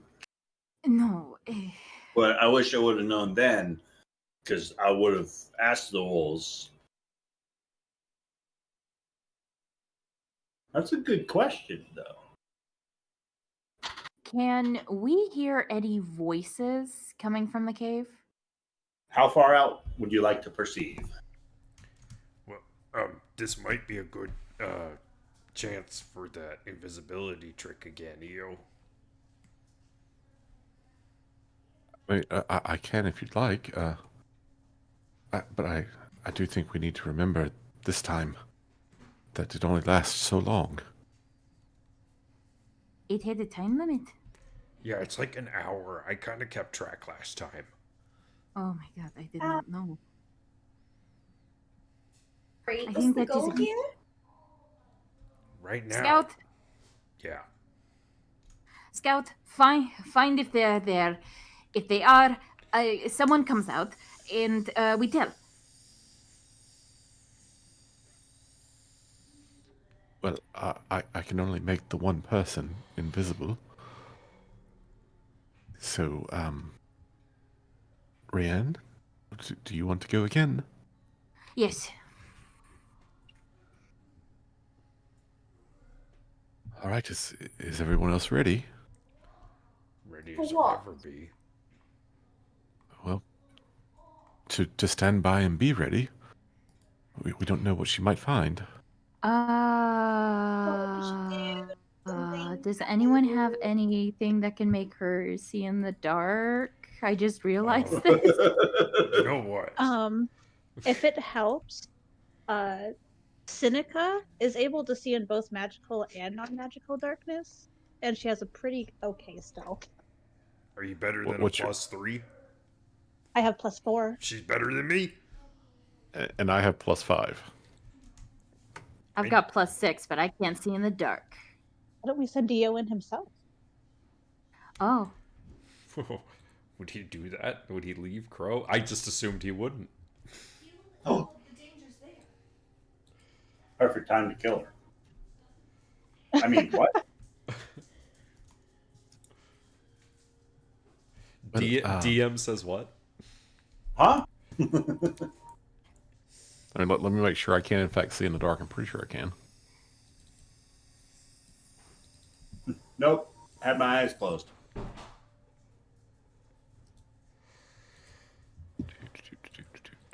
Yeah, I have dark vision to a range of 60 feet. So you can't see the butthole over there. I do not see the butthole, and now it's making me angry. I should be able to see the butthole, and I'm kind of upset that I can't because according to Ryan, it does not look like a butthole. No, I kind of see where you're going from, where you're coming from, Nick. It does kind of look like a butthole. I'm sorry. I just had to get kind of close to it. I'm sorry. I'm sorry. I'm causing this Summer. mischief. Summer, how far is your night Who's gonna vision? touch the butt? I can see up to 120 feet in dim and dark light, Lovely. both magical and non-magical for future reference. Awesome. What in the Warlock? The That old would seem one, to my be the guy. thing, yeah. I think you made everyone's.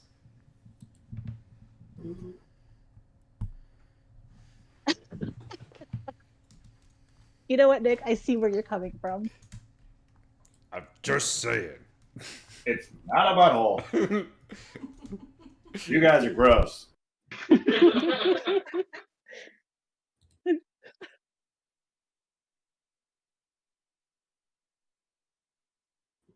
Also, I don't know if you're still editing or not, but I should not be able to see the butthole.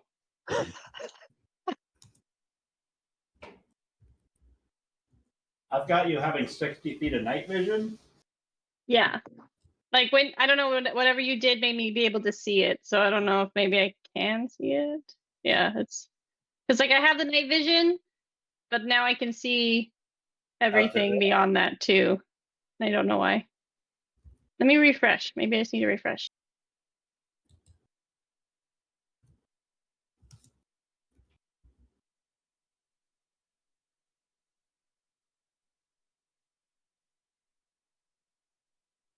I can see past my dark vision, but that's okay. So maybe it's like I can see past it, but I can't actually see things. I don't know how the dynamic lighting works.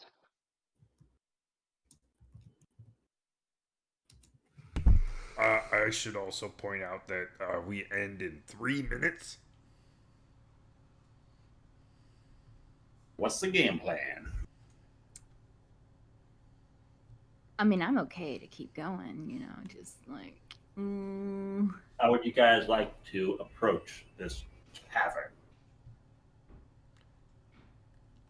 Who's doing what? EO is going to very tentatively turn to Crow.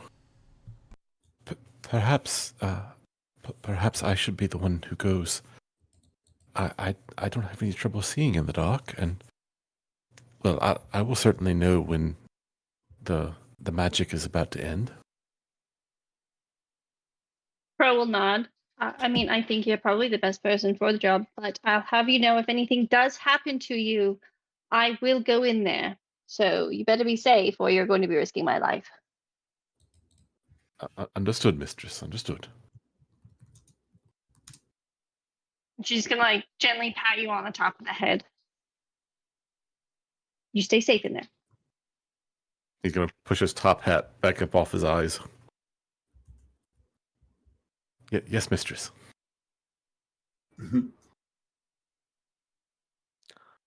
All right. Well, shall we establish some sort of signal in case something goes wrong? I could Bontu told me of the signal previously. The bird call? Oh yeah. You make the sound of a seagull. It's like wah!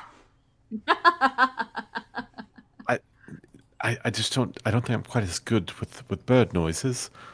What if I just scream really loud? That works. That would be really good. Okay.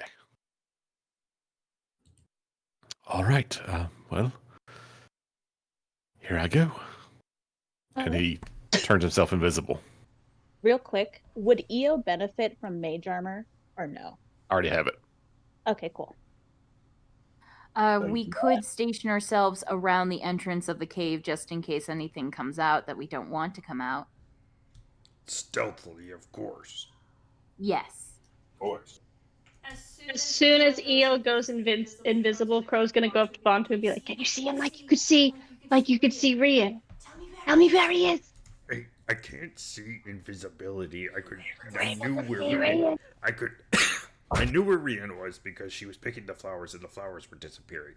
We don't have anything like that in this situation. Oh look, his footprints. And you see his footprints making their way slowly. Small little depressions in the grass. Without the stuff. I was gonna say, did he leave the stuff? stuff suddenly appears.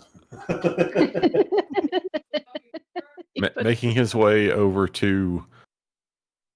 If that looks like a butthole to you guys, I really worry for your health. Okay, look, the entrance is over here for the record. This entrance right here. And see, I was going to this. I was like, "What in the hell are you guys on?" I love the fact that we're roll me a perception check or an investigation check if you want to investigate the butthole. Look who's on board.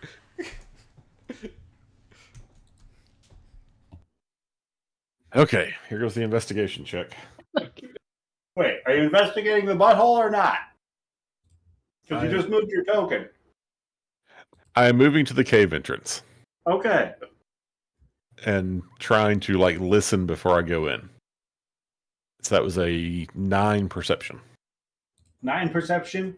You can hear a number of voices echoing from inside and the unmistakable chitterings of goblin.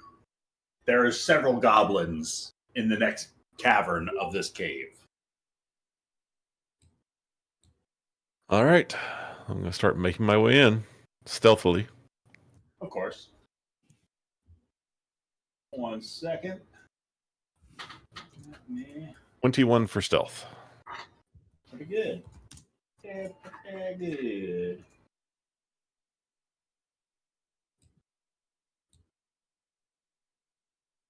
Oh, God. There's a giant number 8. You should start seeing a few figures in that space. I do see a couple of what I believe are goblins. There's the Number of archer goblins, right? Yeah. Goblin minions and warriors, if you had to classify them. As you start creeping into this cave. There's a waterfall somewhere towards the back of this cavern, causing a sort of crash of water, making this almost white noise that is filling this cavern down here, almost muffling a number of those chittering goblin voices, making it a bit more difficult to estimate how many were in here originally. But you can see the space is relatively full of goblins, but no signs of any giant spiders, bugbears, or prisoners.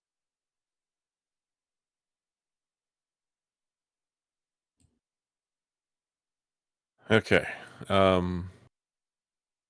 Trusting to a little bit of luck, Eo's going to sort of walk right next to where this water is and try to see as far back in the cave as he can.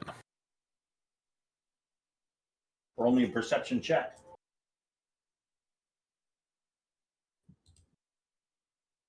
That is a total of an 18. 18 is wonderful. As you see, drawing your attention upwards, something about that waterfall causes you to look up. As you do, you see the cave keeps going up to what looks to be another room, some 40 feet above this cavern where all of these goblins are down here. As well as at the back of this room, looks to be a figure looming and in charge of the goblins here. Some sort of a hobgoblin warrior of sorts, who seems to be barking out orders, and the goblins scatter in the directions that he's pointing to start tending to different tasks in these caves. Does he look to be dressed like the same ones that tried to kidnap Crow? He looks strangely familiar to some of the tribesmen that were attacking the South Gate. Okay. Some of the same sort of markings on their war paints, tattoos, and distinguishing items in their clothing.